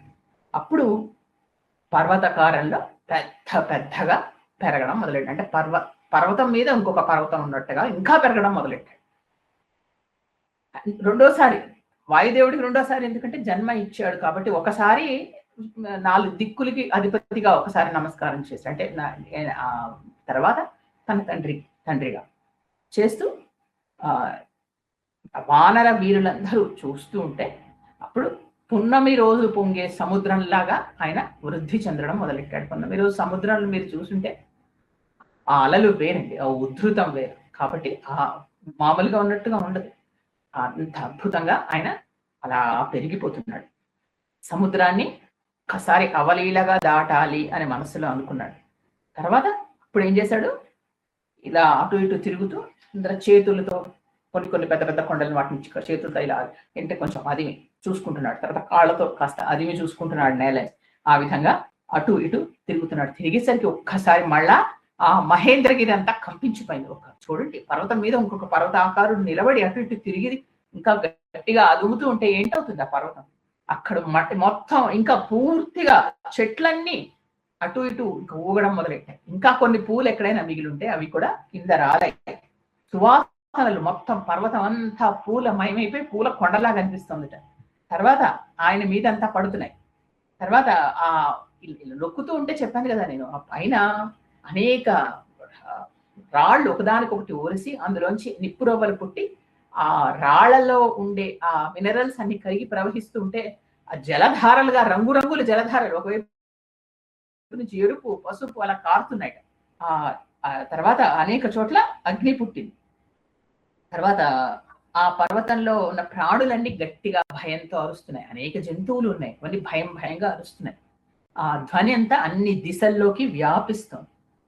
ఇప్పుడు చెప్పానుగా మీకు అనేక సర్పాలు స్వస్తి గుర్తున్నవన్నీ అవన్నీ అనేక శిలలని వాటిని కాటేస్తూ ఉన్నాయి. చేస్తూ ఉంటే ఆ శిలలన్నీ విషాగ్ని, ఇదంతా విషం కదా అగ్ని, దాంతో మండుతున్నాయి. కాబట్టి ఆ శిలలన్నీ ముక్కలైపోతున్నాయి. అంటే అంత విషం కక్కే ఆ పాములు శిలలు కాటేస్తే ఆ విషానికి పెద్ద పెద్ద శిలలు కూడా ముక్కలైపోతున్నాయి. తర్వాత కానీ ఇంకో విచిత్రం ఏంటంటే అదే మహేంద్రగిరి మీద అనేక ఔషధులు ఉన్నాయి. ఇప్పుడు చూడండి, మనకి మూలికలు అంటాం, అలాంటి మూలికలు అనేకం ఉన్నాయి. మరి ఇక్కడ పాములు కాటేస్తున్నప్పుడు ఆ ఔషధులు ఉన్నాయి కదా, అంటే అవి కూడా పనిచేయట్లేదు. అంటే అంతలాగా విషాన్ని కక్కుతున్నాయి. ఘోర విషయాన్ని ఇవి తగ్గించలేకపోతున్నాయి.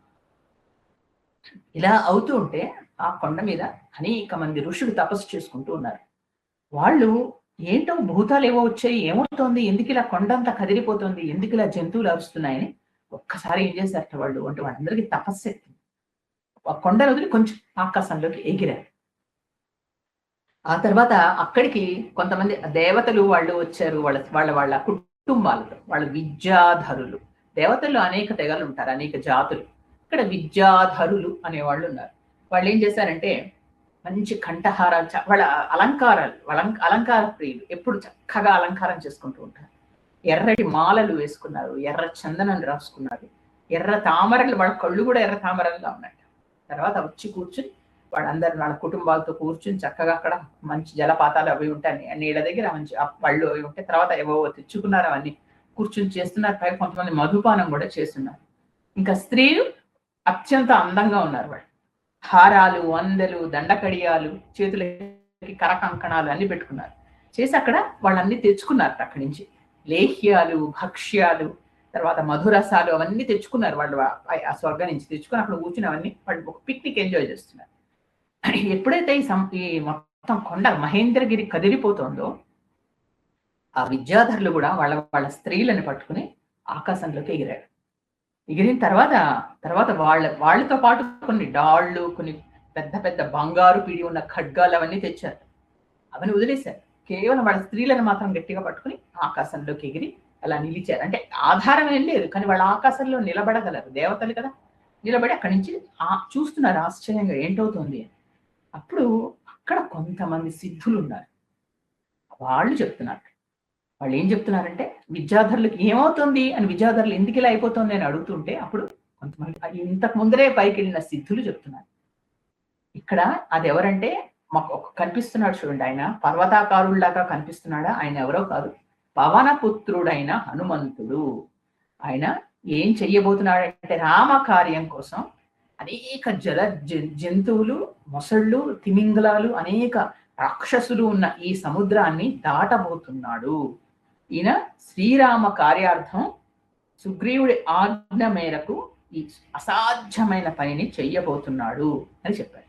చెప్పేసరికి విద్యాధరులందరూ అక్కడి నుంచి ఆశ్చర్యంగా చూశారు. ఈయన అందరికీ తెలిసింది, ఓ రామకార్యం మీద వెళ్తున్నాడా ఈ వానరోత్తముడు, ఎంత గొప్పవాడు అని ఆశ్చర్యపోయారు. చూసి ఇంకందరూ ఆయన చూసి ఒకళ్ళొకొకళ్ళని ఆ విషయాలు చెప్పుకుంటున్నారు. ఈ లోపల ఆయన మెల్లిగా మారుతిల్లి ఇలా అటు ఇటు తిరుగుతున్నవాడు ఆగి ఒక్కసారి ఒళ్ళు విరుచుకున్నట్టుగా ఇలా రోమాలన్నీ విదిల్చాడు. తర్వాత ఒక పెద్ద మహానాదం, సింహనాదం చేశాడు. అంటే గట్టిగా హా నడిచాడు. అంటే తనలో తన ఎనర్జీ అంతా అలా కూడా తీసుకుంటున్నాడు ఆయన. అప్పుడు తన వాలాన్ని అంటే తన తోకని తీసి ఒక గరుడు పాముని ఎట్లా విదిలిస్తాడో ఆ విధంగా విదిలించి కొట్టాడు. అది ఎలా ఉందట, ముందు లావుగా ఉండి తర్వాత సన్నబడి పొడుగ్గా ఉందట. ఆ తోకను తీసి గట్టిగా ఇలా నేలకేసి కొట్టాడు. ఇది ఆంజనేయుడు ఆయన సిద్ధపడుతున్నాడు ఎగరడానికి. ఎప్పుడైనా సరే ఆయన ఒక పెద్ద పని చేయబోతుంటే తన వాలాన్ని తీసి కొడతాడు. ఇక్కడ ఒక చిన్న కథ చెప్పి ముందరికెళ్తాం. ఆంజనేయ స్వామికి వాలానికి ఉన్నది. ఇది నిజానికి మనకి రామాయణంలో లేదు, కానీ పెద్దవాళ్ళు అనేక మంది చెప్తూ ఉంటే విన్నాను, తర్వాత చదివాను కూడా. ఏంటంటే శివుడు ఎప్పుడైతే సిద్ధపడ్డాడో తాను తన శక్తిది తో ఇక్కడ హనుమంతుడుగా ఉద్భవించాలి అని, తన తేజాన్ని పంపించాలి అనుకున్నాడు. అప్పుడు పార్వతీదేవి కూడా అడిగిందిట, నాకు కూడా ఈసారి ఈ అవతారంలో మీతో పాటు నేను కూడా రావాలని ఉంది, నాకు కూడా వచ్చి మా అన్నయ్యకి అంటే నారాయణుడికి సహాయం చేయాలని ఉంది, నేను కూడా మీతో పాటు వస్తాను అంటే అప్పుడు శివుడు చెప్పేట, నేను వానరాకారంలోకి నా తేజాన్ని ప్రవేశపెడుతున్నాను, నువ్వెలా వస్తావు, ఇది సంభవం కాదు. కాదు, నాకు కూడా రావాలి, నన్ను కూడా తీసుకెళ్ళండి అని పార్వతీదేవి అన్నట్టు. అయితే వెంటనే ఆయన అన్నట్ట, ఎలా వస్తావు, తోకలాగానా అన్నట్టు. అంటే వెంటనే ఆవిడ నవ్వి, అవును తోకలాగే వస్తాను అని ఆవిడే తోక అయింది అంటారు. ఎంత అద్భుతంగా ఉంది కదా. కాబట్టి హనుమంతుడి తోక ఎవరంటే ఆయన రుద్ర అవతారం అయితే ఆయన తోకే పార్వతీదేవి, ఆవిడ శక్తి. కాబట్టి ఆ శక్తిని తీసి విదిలించి తనని తను రెడీ అంటే సిద్ధం చేసుకుని ఎగరడానికి సిద్ధం అవుతున్నాడు. మీరు తర్వాత కూడా యుద్ధకాండలో అక్కడ చూస్తారు ఆయన చాలా ఆవేశంగా ఉన్నప్పుడు ఆ శక్తి ఆయనలో ఇంకా ఆవేశాన్ని రగులుస్తూ ఉంటుంది. అదే తర్వాత మనకి ఎప్పుడైతే ఆయన లంక అగ్నిలో తగలబెట్టినప్పుడు దేంతో తగలబెడతాడండి, తోకతోటే. ఒక స్త్రీ అక్కడ బాధపడుతూ ఉంటే ఈవిడ స్త్రీ పార్వతీదేవి, సీతాదేవి ఏడుస్తుంటే పార్వతీదేవి చూసి సహించగలదా, అందుకని తోకే వెళ్ళి లంకని కాల్చింది. కాబట్టి ఇది కూడా నిజంగా చాలా మంది మనకి రామాయణంలో లేదు, కానీ నిజంగానే నేను పెద్దవాళ్ళు ఎంతో మంది చెప్పగా విన్నాను. కాబట్టి అందుకే దీనికి వాలం పూజ అని కూడా చేస్తారు. హనుమంతుడు వాల పూజ. ఎందుకంటే మనకి కొన్ని పనులు ఎప్పటికీ అవవు, దుసాధ్యం అనుకుంటాం. అప్పుడు హనుమంతుడి తోకకి పూజ చేస్తారు.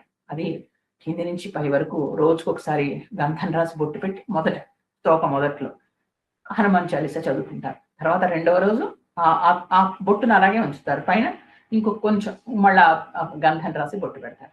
మళ్ళా హనుమాన్ చాలీస. మళ్ళీ మూడవ రోజు గంధం రాసి బొట్టు పెట్టి హనుమాన్ చాలీస. అలాగా చివరి వరకు పెడతారు, తోక చివరి వరకు. తర్వాత మళ్ళా అంతా తుడిచి మళ్ళా మొదలెడతారు. అలా వాళ్ళ పనులు అయ్యే వరకు చేసుకుంటూ ఉంటారు. అన్ని అయిన తర్వాత పని కూడా చక్కగా ఎలాగో విజయవంతం అవుతుంది. అయిన తర్వాత అప్పుడు మళ్ళా వీళ్ళు వడమాల వేయడము అలాంటివి ఏవో చేస్తారు. ఇది వాల పూజ అని చేస్తారు. ఇది చాలా మంది చేస్తూ ఉంటారు. కాబట్టి ఇదొక రకమైన, ఎందుకంటే శక్తి పూజ ఇక్కడ మళ్ళా. అందుకని ఇక్కడ ఆ మహావాలాన్ని ఆయన విదిలించి కొట్టి అది నిట్ట నిలువుగా ఇలా నిలబడింది. ఫస్ట్ ఆయన సిద్ధమవుతూ ఉంటే ఒక ఇంద్రధ్వజం లాగా, మామూలుగా తోకంటే ఇలా రౌండ్గా ఉంటుంది అనుకుంటాం, అలాంటిది నిట్ట నిలువుగా నిలబడితే అప్పుడు తర్వాత ఏమైంది, అలా నిలబడిన తోక ఇలా ఉన్నట్టుండి రౌండ్గా ఇలా వచ్చేసి వెనక నుంచి అది ఆయన అందులోంచి ఈయన కనపడుతున్నట్టు, ఆ తోకలోంచి ఈయన తల కనపడుతుంది. అలాగా హనుమంతుడికి మనం ఊహించుకోవడానికి రకరకాలుగా హనుమంతుడు కనిపిస్తున్నాడు మనకి. చూడండి ఎన్ని రూపాల్లో మనకి హనుమంతుడు కనిపిస్తున్నాడు, ఎన్ని రకాల్లో మనం ఆరాధన చేసుకోవచ్చు. ఆయన ఊహించుకుంటూ ఆయన ధ్యానం చేయడానికి. తర్వాత బాహువులను స్తంభింపజేశాడు, భుజాలని ఒక్క నిమిషం బిగబట్టి ఉన్నాడు. తర్వాత అవి ఎలా ఉన్నాయట, పెద్ద ఇనప గదల్లా ఉన్నాయట. ఈ బాహువులు అంటే ఇది ఒక ఇనప గదలాగా అంత రౌండ్గా బలంగా ఈ రెండు ఉన్నాయి. ఊపిరి బిగబట్టాడు. కట్టి ప్రదేశాన్ని కృషింపచేశాడు, అంటే పొట్టనెట్లా లోపలికి తీసేసుకుని పాదాలని గట్టిగా నొక్కి పట్టాడు. అప్పుడు భుజాలు మెడ కుదించాడు. ఇలా అప్పుడు మొత్తం ఆయనలో ఉండే తేజము, బలము, పరాక్రమము అంతా ఇలా నిలిచిపోయాయి హనుమంతుడిలో. అప్పుడు ఆకాశాన్ని చూస్తున్నాడు నిశితంగా, ఎలా వెళ్ళాలి, ఎటు నుంచి వెళ్ళాలి మార్గాన్ని చూస్తూ ఊపిరిని బిగబట్టాడు. నేల దృఢంగా కాడు పెట్టి చెవులు రెక్కించి పైకి ఎగరడానికి సిద్ధమయ్యాడు. అప్పుడు ఎగిరేటప్పుడు ఎగరబోయే ముందు వానరశ్రేష్ఠుడు హనుమంతుడు తన వాళ్ళందరితో ఈ విధంగా చెప్పాడు.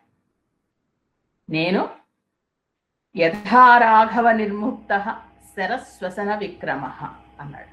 అంటే నేను వాయువేగంతో రాముడి బాణంలాగా వెళ్ళబోతున్నాను అని చెప్పాడు. చూడండి, రాముడి బాణంలాగా, ఇదే మనం కర్మయోగం గురించి చెప్పుకుంటాం. ఆయన రాముడి బాణం ఎలా వెళ్తుందో అలా వెళ్తున్నాను, నేను వెళుతాను అని చెప్పట్ల. అక్కడ కూడా లేకపోతే నేను రావణుని బంధించి తీసుకుని వస్తాను అని చెప్తున్నాడు. వానర శ్రేష్ఠ ఇదం వచనం అబ్రవీత్, ఈ విధంగా చెప్పాడు. యథారాఘవ నిర్ముక్త సరస్వసన విక్రమ గచ్చేత్ తద్వద్దమిష్యామి లంకాం రావణ పాలితాం నహి ద్రక్ష్యామి యదితాం లంకాయాం జనకాత్మజాం. అంటే ఇక్కడ ఏం చెప్తున్నాడంటే,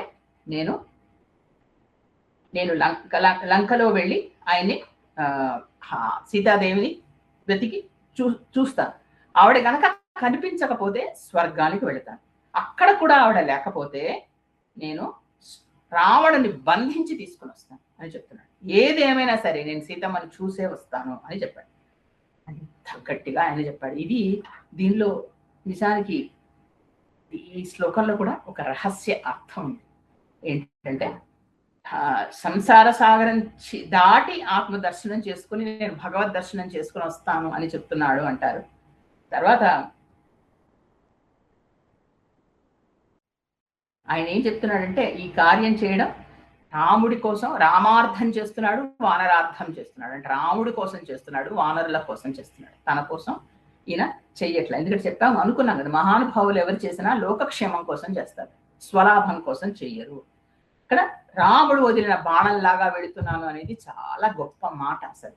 ఎందుకంటే రాముడి బాణం తిరుగులేంది, ఒకసారి వెళితే పని చేసుకునే వెనక్కి వస్తుంది కదా.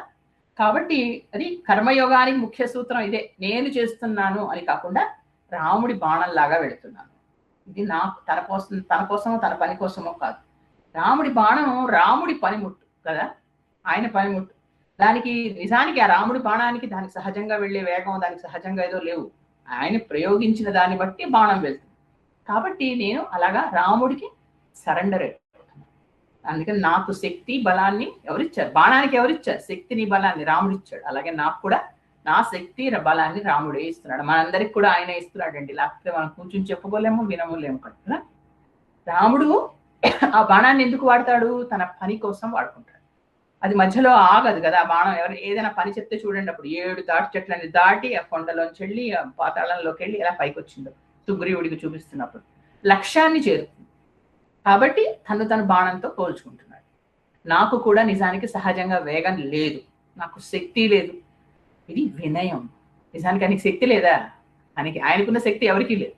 అని వినయం, ఆయన గురువు మీద ఉండే భక్తి, దేవుడి మీద ఉండే శ్రద్ధ, ఇవన్నీ లక్ష్య సిద్ధి చేసుకొని వెనక్కి వస్తానని మాత్రం చెప్తున్నాడు. కాబట్టి తనకి తాను గరుత్మంతుడిలాగా భావించుకుంటున్నాడు. చూడండి, ఇక్కడ మళ్ళా పోలిక ఎవరితో వచ్చింది? ఇక్కడ గరుత్మంతుడితో వచ్చింది. గరుత్మంతుడిలాగా పోల్చుకుంటున్నాడు.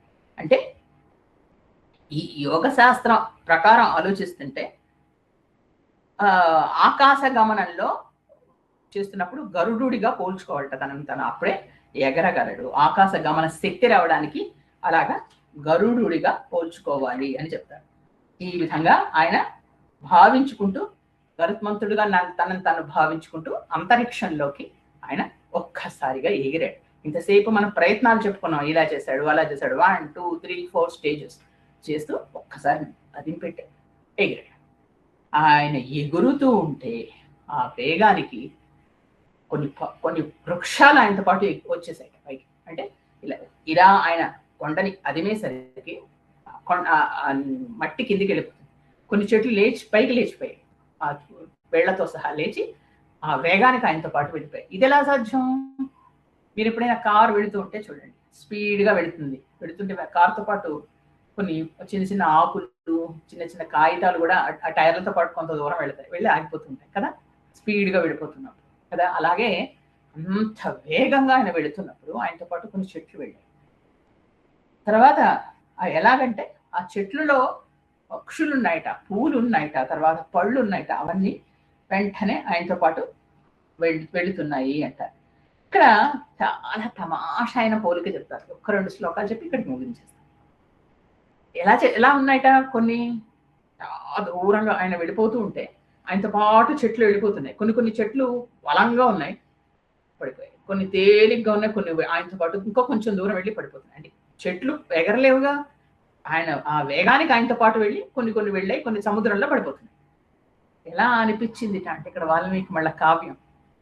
ఆత్మీయులు మన ఇంట్లోకి వచ్చారు, ఎవరో మన చుట్టాలు, చాలా దగ్గర వాళ్ళు, మనకు చాలా ఇష్టమైన వాళ్ళు వచ్చి వెళ్ళిపోతుంటే మనం ఏం చేస్తాం? మామూలుగా అయితే ఇక్కడి నుంచి బాయ్ బాయ్ అని చెప్పేస్తాం. కానీ బాగా ఇష్టమైన వాళ్ళు, అందుకని ఏం చేస్తాం? తలుపు వరకు వెళ్తాం. మళ్ళీ వాళ్ళు వెళ్ళిపోతుంటే ఇంకా అంతవరకు వెళ్ళిన తర్వాత ఇంకా కొంచెం దూరం పొల్లి కింద గేట్ వరకు వెళదాం అనిపిస్తుంది. మళ్ళీ గేట్ వరకు వెళ్దాం.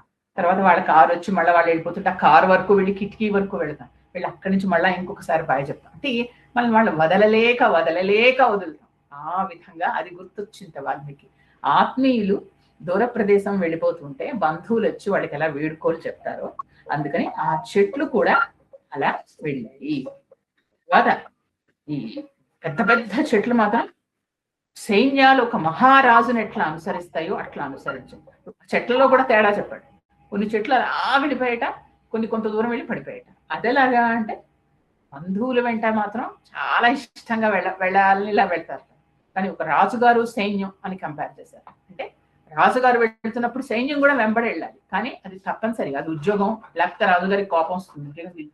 అందుకని రాజుగారు వెంబడి సైన్యం కూడా వెళ్తారు, కానీ వెళ్ళాలి కాబట్టి వెళ్తారు. అంతే. ఇక్కడ అలా కాదు, మన ఇష్టంతో ప్రేమతో వెళ్తాం. అలా కొన్ని చెట్లు వెళ్తే ఇలా కొన్ని చెట్లు వెళ్ళాయట. అది చూడండి, ఆ కంపారిజన్ ఎంత అద్భుతంగా చెప్పారు.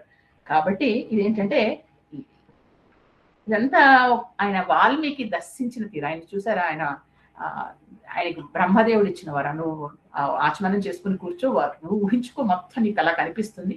వాళ్ళ మనస్తత్వాలు కూడా అన్నారు కదా, ఆ విధంగా కూర్చున్నప్పుడు ఆయనకు కనిపించిందంతా ఆయన ఊహించి రాశారు. కాబట్టి ఆ చెట్లు వెళ్ళే తీరు కూడా, కొన్ని చెట్లు రాజుగారి వెంట సైనికులు వెళ్ళినట్టుగా వెళ్ళి కొంత దూరం తప్పనిసరిగా వెళ్ళినట్టుగా వెళ్ళి పడిపోయాయి. కొన్ని మాత్రం అత్యంత ఇష్టమైన వాళ్ళు వెళుతున్నప్పుడు వాళ్ళ బంధువులు వెళ్ళినట్టు ఎక్కువ దూరం వెళ్ళి అక్కడి నుంచి అలా పడిపోయాడు. అలా పడిపోతే సముద్రంలో పడితే ఇక్కడికి వెళ్తుంది.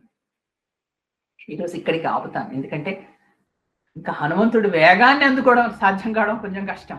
ఎందుకంటే ఇప్పటికే మనందరం అలసిపోయాం కదా, ఇలా వెళుతున్నాడు అని చెప్పడానికి. ఇప్పటికీ శ్లోకాలు ఎక్కువయ్యాయి, కానీ పెద్ద మనకి కథ కదండి. కాబట్టి మీరు రాసుకోవడానికి కూడా తేలిక. ఏముంది, హనుమంతుడు సిద్ధమయ్యాడు, మీ భాషలో మీరు ఎంతవరకు అర్థమైందో అలా రాసుకోండి.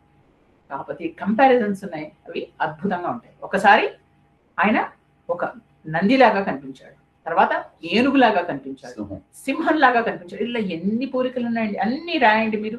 వీటన్నిటికీ అర్థం వల్ల కొంతవరకు నేను చెప్పాను ఏంటంటే, సింహం అంటే టీవీ, ఏనుగు అంటే నడక, వృషభం అంటే ఏకాగ్రత.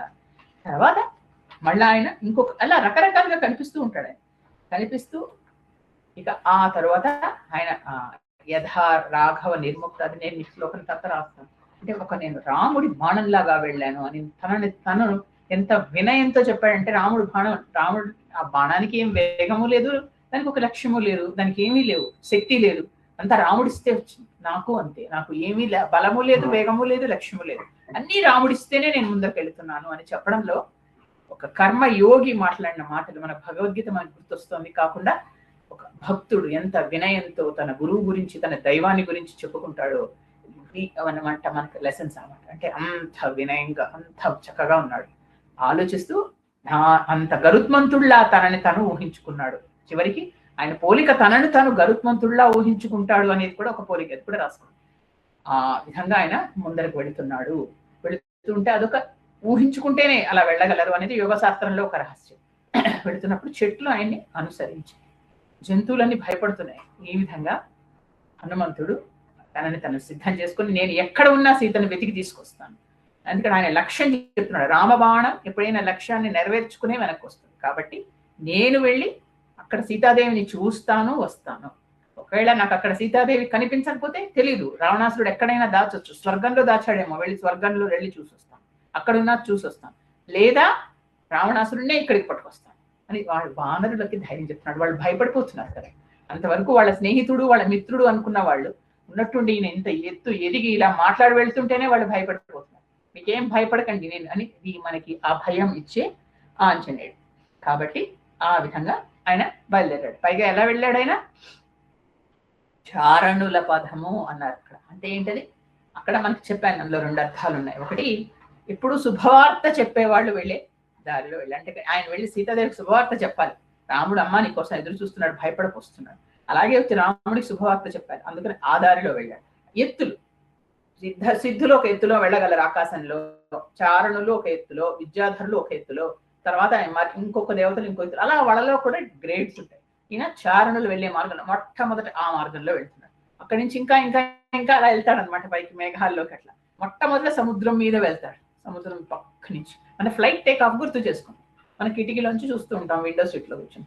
ముందర ఇట్లా బయలుదేరుతుంది, మన పక్కనే అన్ని చెట్లు కనిపిస్తూ ఉంటాయి, కొంచెం ఎగురుతుంది, కొంచెం పైన బిల్డింగ్ రూఫ్స్ అవి కనిపిస్తాయి, ఇంకా కొంచెం పైకి ఎగురుతుంది, ఇంకా అయ్యో ఇంత చిన్న చిన్నగా రోడ్లు అన్ని చిన్న చిన్నగా ఇంత కనిపిస్తాయి, ఇంకా పైకి వెళ్తే ఏం కనపడదు. సేమ్ మనం నెక్స్ట్ క్లాస్ లో అది చెప్పుకోబోతున్నాం. పైకి పైకి పైకి పైకి వెళ్తుంటే ఎలా ఉంటుంది, ఆయన పాత్ అనేది ఎలా తీసుకుంటాడు. కాబట్టి ఈ విధంగా ఆయన గురువులు చూపించిన మార్గంలో వెళ్ళే సాధకుడు.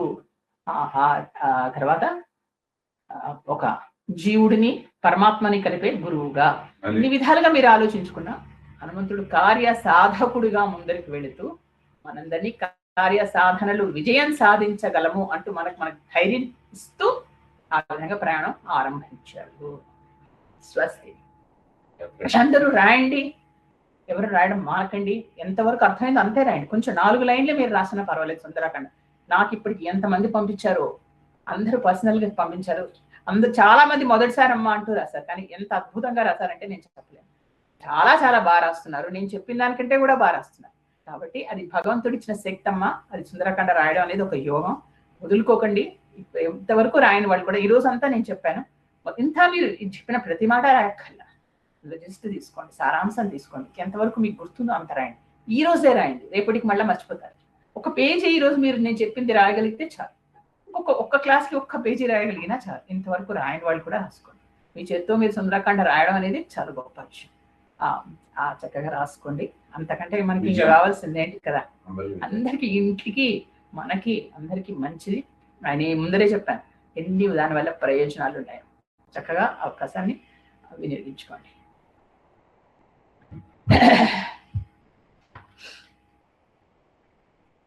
ఎత్ర ఎత్ర రఘునాథ కీర్తనం తత్ర త్రత్ర కృతమస్తకాంజలిం బాష్పవారి పరిపూర్ణలోచనం మారుతిం నమత రాక్షసాంతకం. శ్రీరామ జయ రామ జయ జయ రామ, శ్రీరామ జయ రామ జయ జయ రామ, శ్రీరామ జయ రామ జయ జయ రామ, జై శ్రీరామ్. అమ్మ చెప్పనా?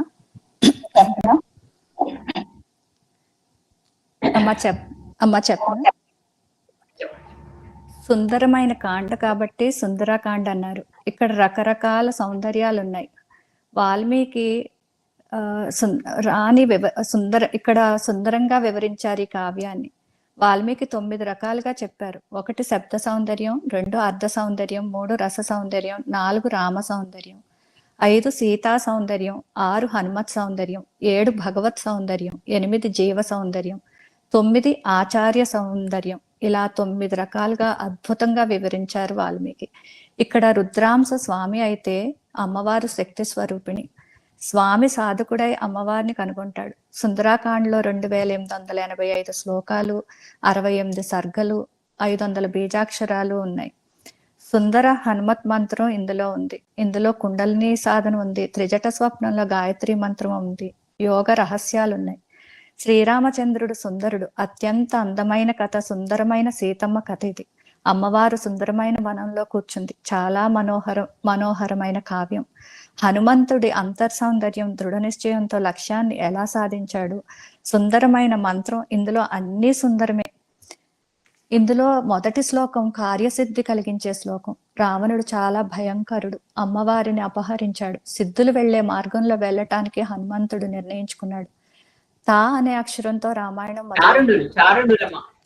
ఏంటమ్మా? చారణులు, సిద్ధులు కాదు, చారణులు.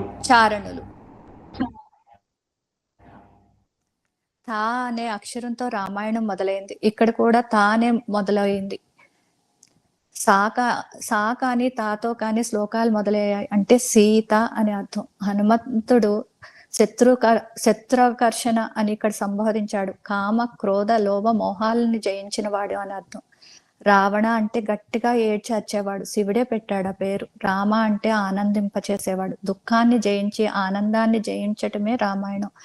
సీత అత్యంత సున్నితమైనది అంటే బ్రహ్మ విద్య. బ్రహ్మ విద్యని సాధకుడు వచ్చి అన్వేషిస్తాడు.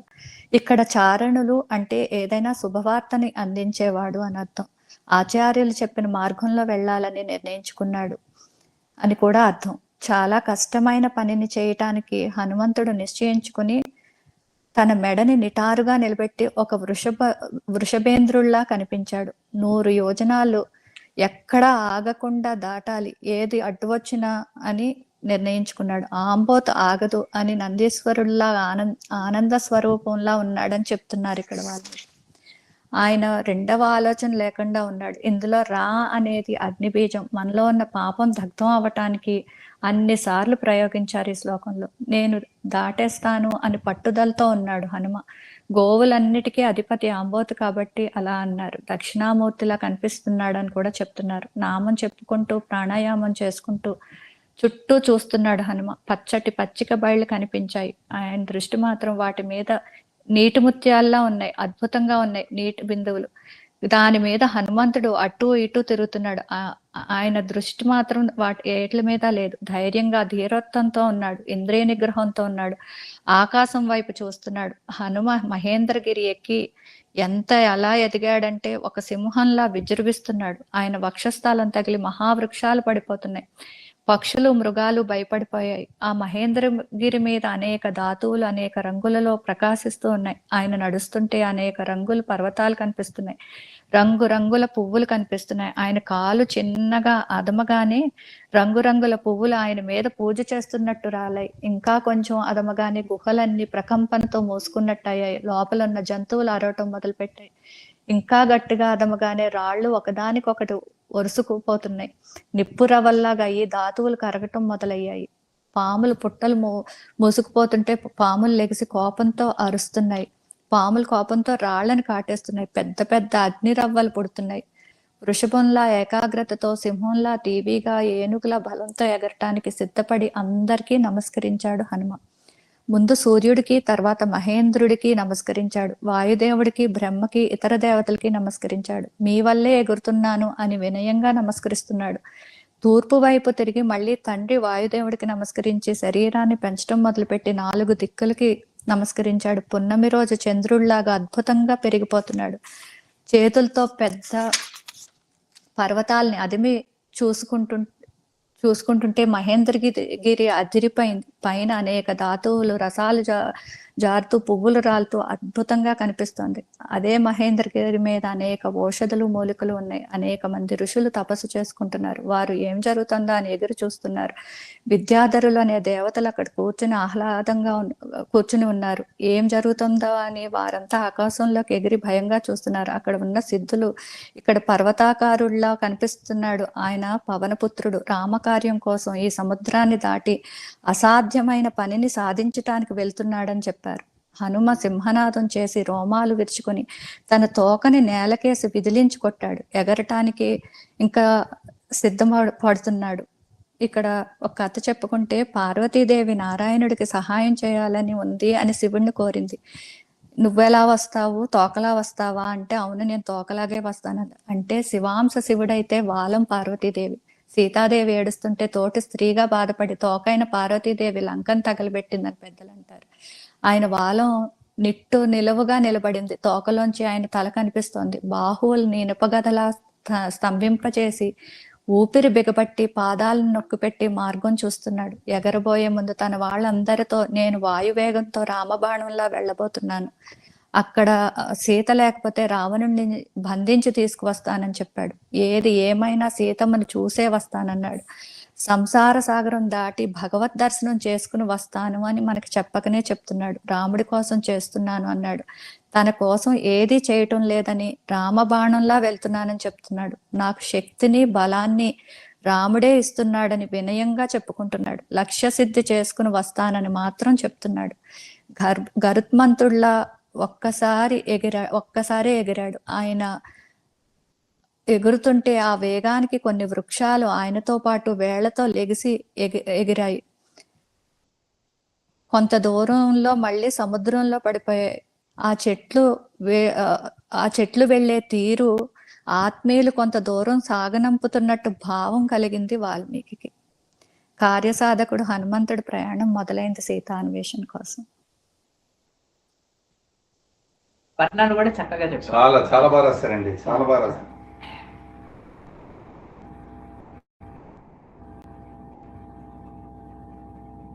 ఎవరికైనా ఏమైనా సందేహాలు ఉన్నాయమ్మా? వర్ణన మీకు రాసుకోవాలి అనిపిస్తే రాయండి, లేదా కథ ఎంత అయిందో కథ మాత్రం రాసుకున్నా సరిపోతుంది. చక్కగా ఒక చిన్న కథలాగా రాముడు ఇలా చేశాడు, తిరిగాడు అంటే ఒక కథలాగా రాసుకోవచ్చు. లేదా మీకు వర్ణన నచ్చితే వర్ణన కూడా రాసుకోవాలంటే అది కూడా రాసుకోండి. కానీ మీ వర్డ్స్ మీ సొంతంగా మీరు రాసుకోండి. ఒక పేజ్ కంటే ఈరోజు నేను అంతకంటే ఎక్కువ చెప్పలా, తక్కువ చెప్తున్నా కాబట్టి ఒక పేజ్ కంటే మీకు రాదు. రాయండి. ఏమైనా డౌట్స్ ఉన్నాయమ్మా?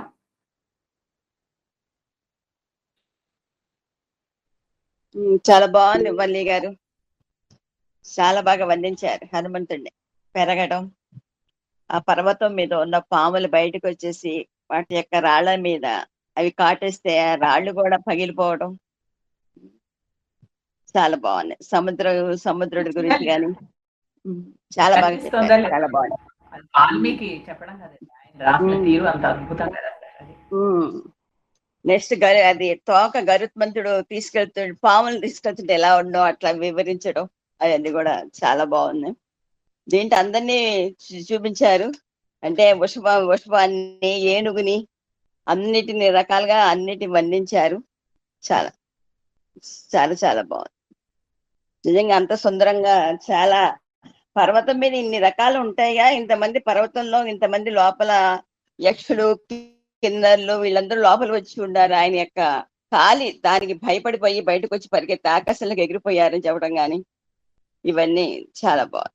ఆయన యొక్క వక్షస్సు ఎంత ఇది మీరు వివరించారంటే అసలు చాలా ఆయన యొక్క ఊపిరి ఒక్కసారి మేఘంలా గర్జించాడంట కానీ అవన్నీ కూడా చాలా బాగా చెప్పారు, చాలా బాగున్నాయి. ఇదంతా ఫస్ట్ ముందు జాంబవంతుడు ఆయనకి ఉత్సాహం అంటే ఇలా నువ్వు చేయగలవు చెందగలవు అని ఆయనకి ఉత్సాహం ఇవ్వబట్టి ఈయన ఇలా బయటకు వచ్చాడు, అంతేనా? ప్రేరణ ఇచ్చింది జాంబవంతుడు. అలాంటి లేకపోతే ఆయన అన్ని మర్చిపోతాడు కదా, ఆయనకి ఉన్న శాపం వల్ల. విమోచనం.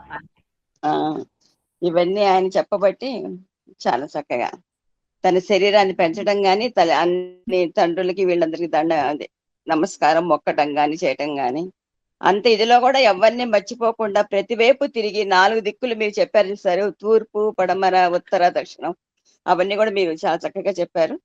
అన్ని చోట్ల ఇలా ఇలా ఉంటారు అని కూడా చెప్పారు. ఎప్పుడో వినుంటాం కానీ మర్చిపోతాం అంటారు, మళ్ళా మీరు చెప్పబట్టి ఒకసారి ఈ తూర్పున ఈయనున్నారు, పడమర ఆ దేవుడు ఉంటాడు, ఇలా ఉత్తరాన్ని ఈయన ఉంటాడు, ఇట్లా దక్షిణాన ఉంటారని చాలా చక్కగా వివరించారు. అవన్నీ కూడా చాలా బాగున్నాయి, చాలా చిన్న చాలా చక్కగా చెప్పారు, చాలా బాగుంది. సుందరకాండ మీరు సుందరంగా మొదలు పెట్టారు, ఆయన సుందరంగా వర్ణించారు కాబట్టి చాలా బాగుంది, చాలా చాలా బాగుంది. ఏమా రాజలక్ష్మి గారు నమస్కారం. ఇవాళ మేము మైసూరు చాముండేశ్వరి దర్శనం చేసుకున్నాం. ఇవాళ మైసూరులో ఉన్నాం. ఏంటి ఇప్పుడు ఇంకా మైసూరులోనే ఉన్నారా? తెలియలేండి, మేము మైసూరులో ఉన్నాం, ఇప్పుడు ఉన్నాం. అంటే చెప్పదలుచుకుంది ఏంటంటే అమృతవల్లి గారు ఇవాళ ఆవిడ ఎట్టి పరిస్థితుల్లో చెప్తానని కూర్చుంది ఇక్కడ. ఇక్కడ ఏదో రిసార్ట్ లో ఉన్నాం, అయినా సరే చెప్పేస్తానంది. సరే చెప్పుకున్నాను. ఆవిడకి చాలా కింద మారని చెప్పలేదు, చాలా బాధపడిపోయింది ఆవిడ. అమ్మవారు కదండి, లలితాదేవి చెప్పించుంటది. ఆవిడ లలిత అమ్మవారు కదా. మరి అక్కడ కూర్చున్నప్పుడు మరి ఆవిడ హనుమంతుడు తోకగా ఉన్న ఆమె కూడా ఉంది కదా అక్కడ. ఇక్కడే మొదలు పెట్టని ఉంటుంది ఆవిడ. వల్లి గారేమో ఉండలేకపోయారు, అక్కడ మొదలు పెట్టుంటారు.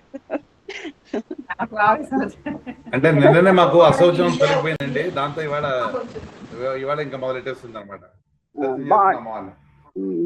చక్కగా వర్ణించారండి అన్ని యొక్క అందరితోనూ. సముద్రం దగ్గర నుంచి ఆయనకు మొత్తం పాములు ఏంటి, గరుత్మంతుడు ఏమిటి, ఆయన సింహం ఏంటి, అన్నిటినీ చక్కగా చూపించారు. ఆయనలో అందరూ ఉన్నారు అన్నట్టుగా అన్ని రకాలుగా చూపించారు. చాలా బాగుంది చెప్పారు, అందరికి చాలా బాగా ఉంది. చాలా చాలా చాలా థ్యాంక్స్ అండి, చాలా బాగుంది.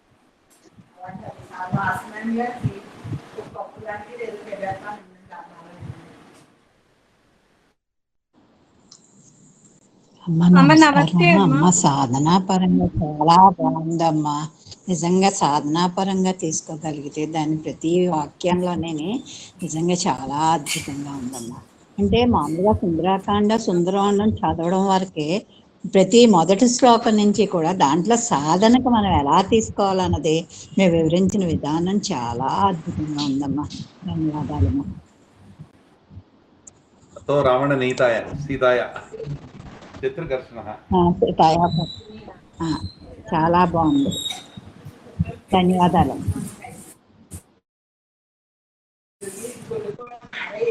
అమ్మ నమస్తే అమ్మా. అమ్మ ఒకసారి తత్సత్ మీనింగ్ ఇంకొకసారి చెప్పరా? అంటే అది మనకి కనిపించనిది, దూరంగా ఉండేది అంటే భగవంతుడు. సత్ ఇది, ఇదం అంటే ఇది, ఇది అంటే నేను, ఇక్కడ నాది, నేను అంటే నా శరీరం అంటే మనం అనమాట. తత్ నుంచి సత్ దూరం అయిపోయింది, దూరం అయిపోయింది అమ్మా. ఇది తత్కి సంబంధించి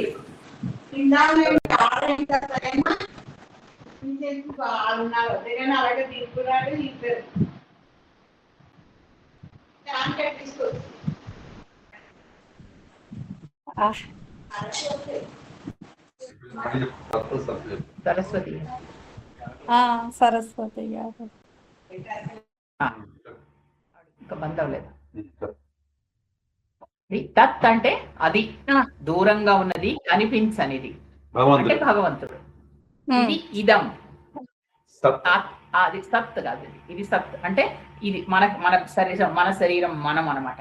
తత్ సత్ రెండిటికి సంబంధించినది అనమాట. అందుకే తత్తో మొదలెడుతూ ఉంటారు. తత్ అంటే భగవంతుడు కదా మరి, అందుకని అన్నిట్లోనూ ఆ తత్ అనేది తత్సత్ అంటాను చూసారా మీరు, తత్సత్ అని అన్న ఒక మంగళ వాక్యం వస్తుంటుంది భగవద్గీతలో కూడా మనకు తర్వాత వస్తుంది. తత్సత్ అవును. తత్సత్ అంటుంటారు. అంటే ఏంటంటే ఇదే దీనికి సంబంధించింది, ఇది మనకు వేదాంత పరంగా చెప్పబడే మాటలు ఇవన్నీ.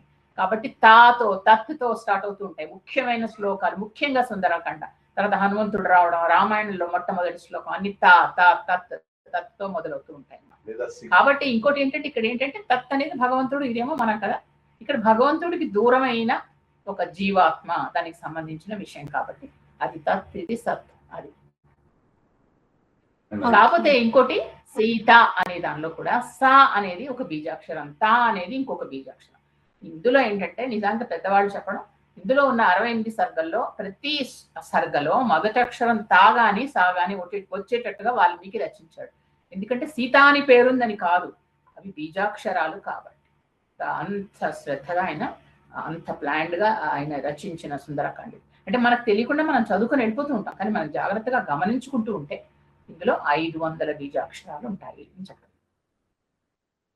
ఓకే, అది తెలిసిందా ఇప్పుడు తత్ అంటే ఏంటో? కాస్త అర్థమైంది.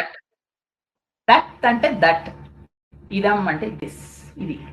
తత్ అంటే కనిపించనిది, సత్ అంటే కనిపించేది. సో నేతి అన్న కూడా సేమ్ మీనింగ్ ఏనమ్మా? వేరమ్మా, అది కంప్లీట్ గా డిఫరెంట్. నేతి అది నీతి కాదు, నేతి ఇది కాదు, ఇది కాదు,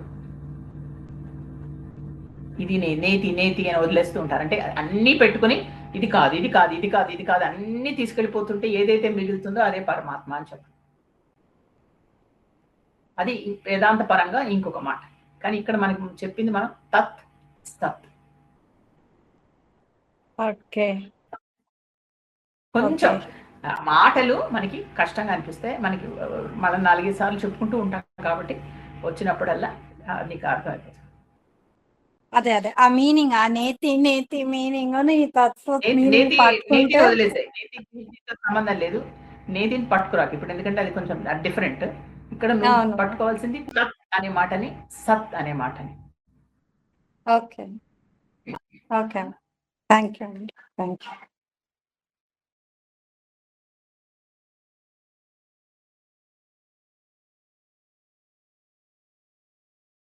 మీరు అక్కడుండి కూడా నా పర్వాలేదు, సాయంత్రం రాత్రి కూర్చొని చేశాను. అదే అనుకున్నాను. అది ఏమైందంటే నేను చూసేటప్పుడు అదేమిటి ఇంకోటి ఏదో మిస్ అయిపోయిందని మళ్ళీ దాన్ని ఎత్తికి ఇంకోసారి కింద ఎక్కడ పెట్టారా ఎక్కడ చేశారా అని మళ్ళా. చాలా థ్యాంక్స్. అక్కడ ఉండి కూడా ఓకే. ఇప్పుడు రేపు వచ్చేస్తారా మీరు? లేదండి, ఇంకా నాకు టైం పడుతుంది, 4-5 రోజులు ఉంటాయి కొంచెం. Okay, very good. అన్ని చూసినండి మళ్ళీ మాకు తెలియాలి కానీ చూస్తూ. రేపు మాకు అమృతవల్లి గారికి ఒక స్పెషల్ డే కూడా రేపు, అందుకోసం ఇక్కడికి వచ్చాం. Okay, very good. ఎవరికైనా ఉన్నాయా సందేహాలు?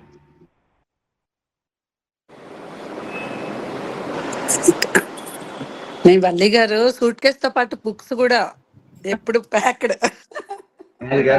చాలా థ్యాంక్స్ అండి. బుక్స్ కూడా అదే ఒక సూట్ కేస్ బుక్స్ ఎప్పుడు ఒక బ్యాగ్ ఎక్కడికి వెళ్ళా. అదే వల్లి గారు అక్కడ అమ్మవారు దొరికింది చక్కగా మంచిగా, ఎక్కడ డిస్టర్బ్ అవని మంచి ఉంది, నెట్వర్క్ ఉంది, ఇంకా ప్రాబ్లం లేదు. బాంబేనేనండి, బాంబే. బెంగళూరు నుండి పాటికి వల్లి గారికి చెప్పేసేదాన్ని అటు కూడా రావాలని. బెంగళూరు కూడా ఉందా మీ ట్రిప్? మైసూరు చుట్టుపక్కలండి. Okay nice. అది వల్లి గారు చాముండేశ్వరి అమ్మవారి దగ్గర ఆవిడ వెంట్రుకల అష్టాదశ శక్తి పీఠాల్లో జుట్టు పడింది. మంచి దర్శనం అయింది, థ్యాంక్ యూ. ఎలా వెళ్తే దర్శనం బాగా అవుతుందో, ఎప్పుడు వెళ్తే దర్శనం అవుతుందో కూడా బాగా చెప్పారు. అదే మనం లాస్ట్ టైం మాకు తెలియక మేము అలాగే సాయంత్రం వెళ్ళి చాలా ఇబ్బంది పడ్డాం. ఇది 2,000-1,000 రూపాయల దర్శనాలు కూడా ఉన్నాయి, కానీ తీసుకున్నా కూడా మీకు 2-3 గంటలు పడుతుంది. ఇక్కడ అందుకని పొద్దున వెళ్ళడం అంతా ముందర మనకి ఎవరు తొయ్యకుండా హాయిగా చూడాలి కదా. అవును, అప్పుడైతే బాగా రష్ ఉండదు అనమాట వీక్ డేస్ లో. ఓకే, పద్మ గారు అప్పటికప్పుడు అనుకుని వెళ్ళిపోయామండి. పొద్దున్న నిద్ర లేచి సరే వెళ్ళిపోతామని ఊరికే వెళ్ళిపోయాం అంతే. ఎంత సులువుగా వెళ్ళిపోయామంటే అసలు ఎవ్వరు లేరు టెంపుల్ మీద, మేము దేవుడు తప్పిస్తే. అబ్బా మాకు ఫస్ట్ దర్శనం 15 నిమిషాలు అయిపోయింది. 15 నిమిషాలు. మళ్ళీ తిరిగి వచ్చి రెండో దర్శనానికి కూడా మమ్మల్ని పంపిస్తారు. మళ్ళీ రెండోసారి వెళ్ళిపోయాం. ఓ అమ్మవారు 2 సార్లు హాయిగా ఈ బ్యాటరీ కార్స్ ఉంటాయి, మనం నడవక్కర్లేదు, చాలా చక్కగా చేస్తారని. బాగున్నాయి, ఏర్పాట్లు బాగున్నాయి. Okay okay okay. కాకపోతే పొద్దున వెళ్ళాలండి. ఫ్రైడే, సాటర్డే, సండే వెళ్ళకూడదు. ఆ, అదే మిగిలిన వర్కింగ్ డేస్ లో వెళ్ళాలి. వెళ్ళి మార్నింగ్ వెళ్ళాలి 7:30కి. Okay okay. థ్యాంక్ యూ అండి. అసలు ఎప్పుడు బాగా దర్శనం చేసిరండి అన్ని కావాలన్నా దర్శనాలు. ఆస్పీషియస్ డేస్ లో వెళ్లకుండా ఉంటేనే మంచి దర్శనం కలుగుతుంది కదా. ఎక్కడికి వెళ్ళకూడదమ్మా. ఎందుకంటే మనం ఎందుకు వెళ్తాము? కాసేపు చూడడానికి అమ్మవారిని, లేకపోతే అయ్యవారిని అవును. కాసేపు దర్శనం చేసుకోవడానికి, అలా కదా. అది ఎప్పుడో అవును. ఏ పండగ రోజుల్లో వెళితే ఇప్పుడు ఏ గుడికి వెళ్ళినా రష్. రేపు మీ పుట్టినరోజా అమ్మా? అంటే సార్ ఇందాక రేపు స్పెషల్ డే కూడా మీకు అని అన్నారు కదా. నన్ను పట్టుకున్న రోజండి ఆవిడ. నన్ను అదే. పట్టుకున్న రోజు. ఓకే. అడ్వాన్స్ అప్పుడు వెడ్డింగ్ మీకు anniversary. Advanced happy wedding anniversary. Happy anniversary అండి. Happy wedding. సార్ అంటే మీరు అమృతవల్లికి స్పెషల్ రోజు అని అన్నారని మీ ఇద్దరికి ఏం చెప్పలేదు కదా సార్. మీకు కూడా స్పెషల్ డే కదా. ఇద్దరికి స్పెషల్ డే అందుకే వస్తా కదా. రేపు ఇంకొక మంచి క్షేత్రానికి వెళ్తున్నాం అమ్మా. రేపు ఇంకొక మంచి క్షేత్రం ఉంది ఇక్కడ, మేల్కోటే. పొద్దున సాయంత్రం మాకు అవే ఉన్నాయి గుళ్ళు. రేపు మేల్కోటే. అనే ఒకటి. మేల్కోటే. మేల్కోటే. ఒకసారి చెప్పండి. మేల్కోటే మీరు అవును. చెప్పారు కదమ్మా చెప్పింది. లాస్ట్ టైం లలిత శాస్త్రం వా. అన్నాము అప్పుడు ఇక్కడికి వెళ్తున్నాం. మీరు చెప్పారు, మేల్కోటే నాకు ఒకటి. గుర్తుకొచ్చింది. కృష్ణుడు. శ్రీరంగపట్నంలో ఉన్నటువంటి రంగనాథ స్వామి, తర్వాత ఇంకొకటి 3-4 టెంపుల్స్ పెట్టుకున్నారు రేపు. ఓకే అండి. అలా దాని మీద ఆ కార్యక్రమాల మీద వచ్చాం రేపు. ఓకే అండి. హ్యాపీ వెడ్డింగ్ యానివర్సరీ మీకు కూడా అండి. బద్రీనాథ్ గారు బాగా చక్కగా దర్శనాలు చేసుకోండి. తప్పకుండా. థ్యాంక్ యూ అండి. Thank you. Melkote Okay, ma'am. Melkote చాలా చాలా బాగుంటది. వెళ్ళండి. అమ్మ గోపాలకృష్ణ బెట్టకెళ్ళరమ్మా. మన కృష్ణయ్య ఉన్నాడు అక్కడ, చాలా బాగున్నాడు. మైసూరుకి చెప్పారు దగ్గరే, ఎవరో, అది కూడా. మైసూరుకి దగ్గరలోనే గోపాలకృష్ణ బెట్ట. చాలా చాలా బాగుంటది. అమృతవల్లి గారు ఎంత దూరం అక్కడికి? ఆ నాకైతే ఐడియా లేదు. దగ్గరనే ఒక 30-60 కిలోమీటర్స్ లో ఉండొచ్చు. చాలా చాలా బాగుంటది. మిస్ అవ్వకండి. మైసూర్ వరకు వెళ్ళారు. మైసూర్ దగ్గర పక్కన ఉంటుందండి, చిన్న పల్లెటూరు లాగా ఉంటుందండి.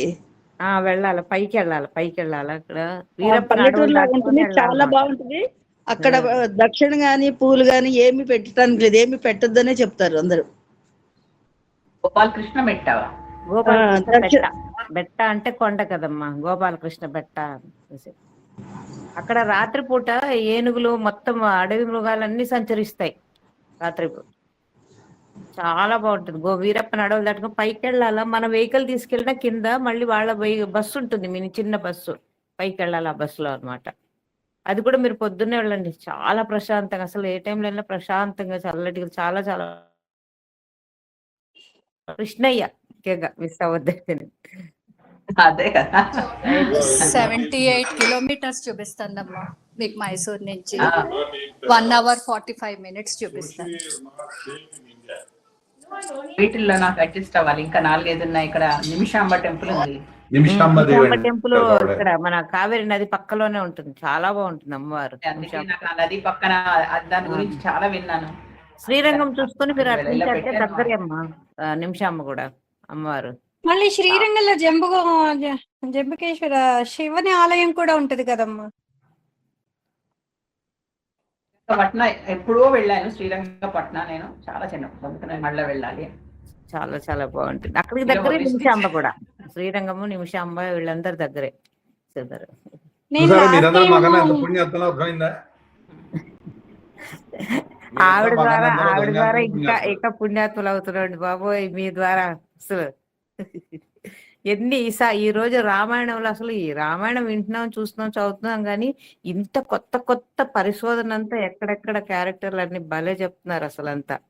ఇది చాలా కొత్తగా ఉంది ఆయన అసలు. దొరికిస్తాడమ్మా నిజంగా. ఆ టైంకి ఎక్కడి నుంచో ఆ మెటీరియల్ వస్తుంది, ఎవరో చెప్తారు, ఏదో వినడం, ఎక్కడ దొరకడం ఇలా చాలా అవుతుంది. అంతే, అసలు. మన చేతుల్లో ఏముండదు. ఆంజనేయ స్వామి లాంటి వాడే అన్నాడంటే మనం ఎంతటి వాళ్ళం. అదే అదే వల్లి గారు తోకలాగా వస్తావా బాగుంది. తోకలాగా వస్తావా అని చెప్పడము స్వామి. ఆవిడ తోక మీరు చాలా మంది పూజలు చేస్తారు తెలుసా అండి, బాల పూజ. అవును చెప్పారు వల్లి గారు, ఇద్దరు కూడా చెప్పారు ఇలాగ. తమిళియన్స్ లో కూడా బాగా చేస్తారు. ఆహా ఓకే ఓకే. మనం సార్ మామూలుగా నేను అనుకున్న వాళ్ళు నెరవేరుతాయి. సార్ నేను అమ్మగారు పరిచయం అయ్యాక నేను అదేంటి లలిత శాస్త్రం నేర్చుకోవడం మొదలు పెట్టాను ఫస్ట్ టైం. ఆ లలిత శాస్త్రం అమ్మగారు చెప్తుంటే నేను వింటుండగా ఆ టైంలో నేను ఎన్ని లలితాదేవి టెంపుల్స్ కి వెళ్ళానో చెప్పలేను సార్. ఆ తర్వాత అనుకోకుండా ఎప్పటి నుంచి అమ్మగారు చెప్పడం మొదలెట్టి నేను వినడం మొదలెట్టాక అనుకోకుండా అరుణాచలము, శ్రీరంగము, కంచి కామాక్షి, మధుర మీనాక్షి ఇవన్నీ వెళ్ళొచ్చాను సార్. ఆ తర్వాత మళ్ళీ అమ్మగారు రామాయణం మొదలు పెట్టారు. రామాయణం మొదలెట్టాక ఎప్పుడూ లేనిది నేను అసలు ఈ సుందరకాండ పారాయణము చేశాను. అలాగే శ్రీరామ కళ్యాణం కి వెళ్ళాను. ఆ తర్వాత రామాయణం మొత్తం చదివేశాను. ఆ తర్వాత అనుకోకుండా మానస రామాయణం, తులసీదాస్ది మానస రామాయణం చదివేశాను. అలాగే రాముడి విగ్రహ ప్రతిష్ఠ లంబసంగి దగ్గర అవుతుంటే దాంట్లోకి వెళ్ళి గురువుగారు చేస్తుంటే అక్కడికి కూడా వెళ్ళి ఆ విగ్రహ ప్రతిష్ఠ ఇదిలో పాల్గొన్నాను. ఇవన్నీ అమ్మగారు ఏది చెప్తుంటే దానికి సంబంధించినవి నాకు అవుతున్నాయి సార్. మనసులో భావన, ఆ మనసంతా నిండిపోతూ ఉంటే అదే మనకు కనిపిస్తూ ఉంటుంది అన్ని చోట్ల. లేదు మ్యామ్, మీ చెప్పాకే నాకు ఇవన్నీ జరిగినాయి మ్యామ్. నేను మీ దాంట్లో జాయిన్ అయ్యాకే నాకు ఇవన్నీ జరిగినాయి మ్యామ్. చెప్పడం కాదు పని, మనసులో చక్క భావన నింపుకుంటున్నావు, అది నీ గొప్పతనం అంతే. ఏమో అమ్మా, నేనైతే మాత్రం అసలు మీరు ఇచ్చేసాకే నాకు ఇవన్నీ జరుగుతున్నాయి అనుకున్నా.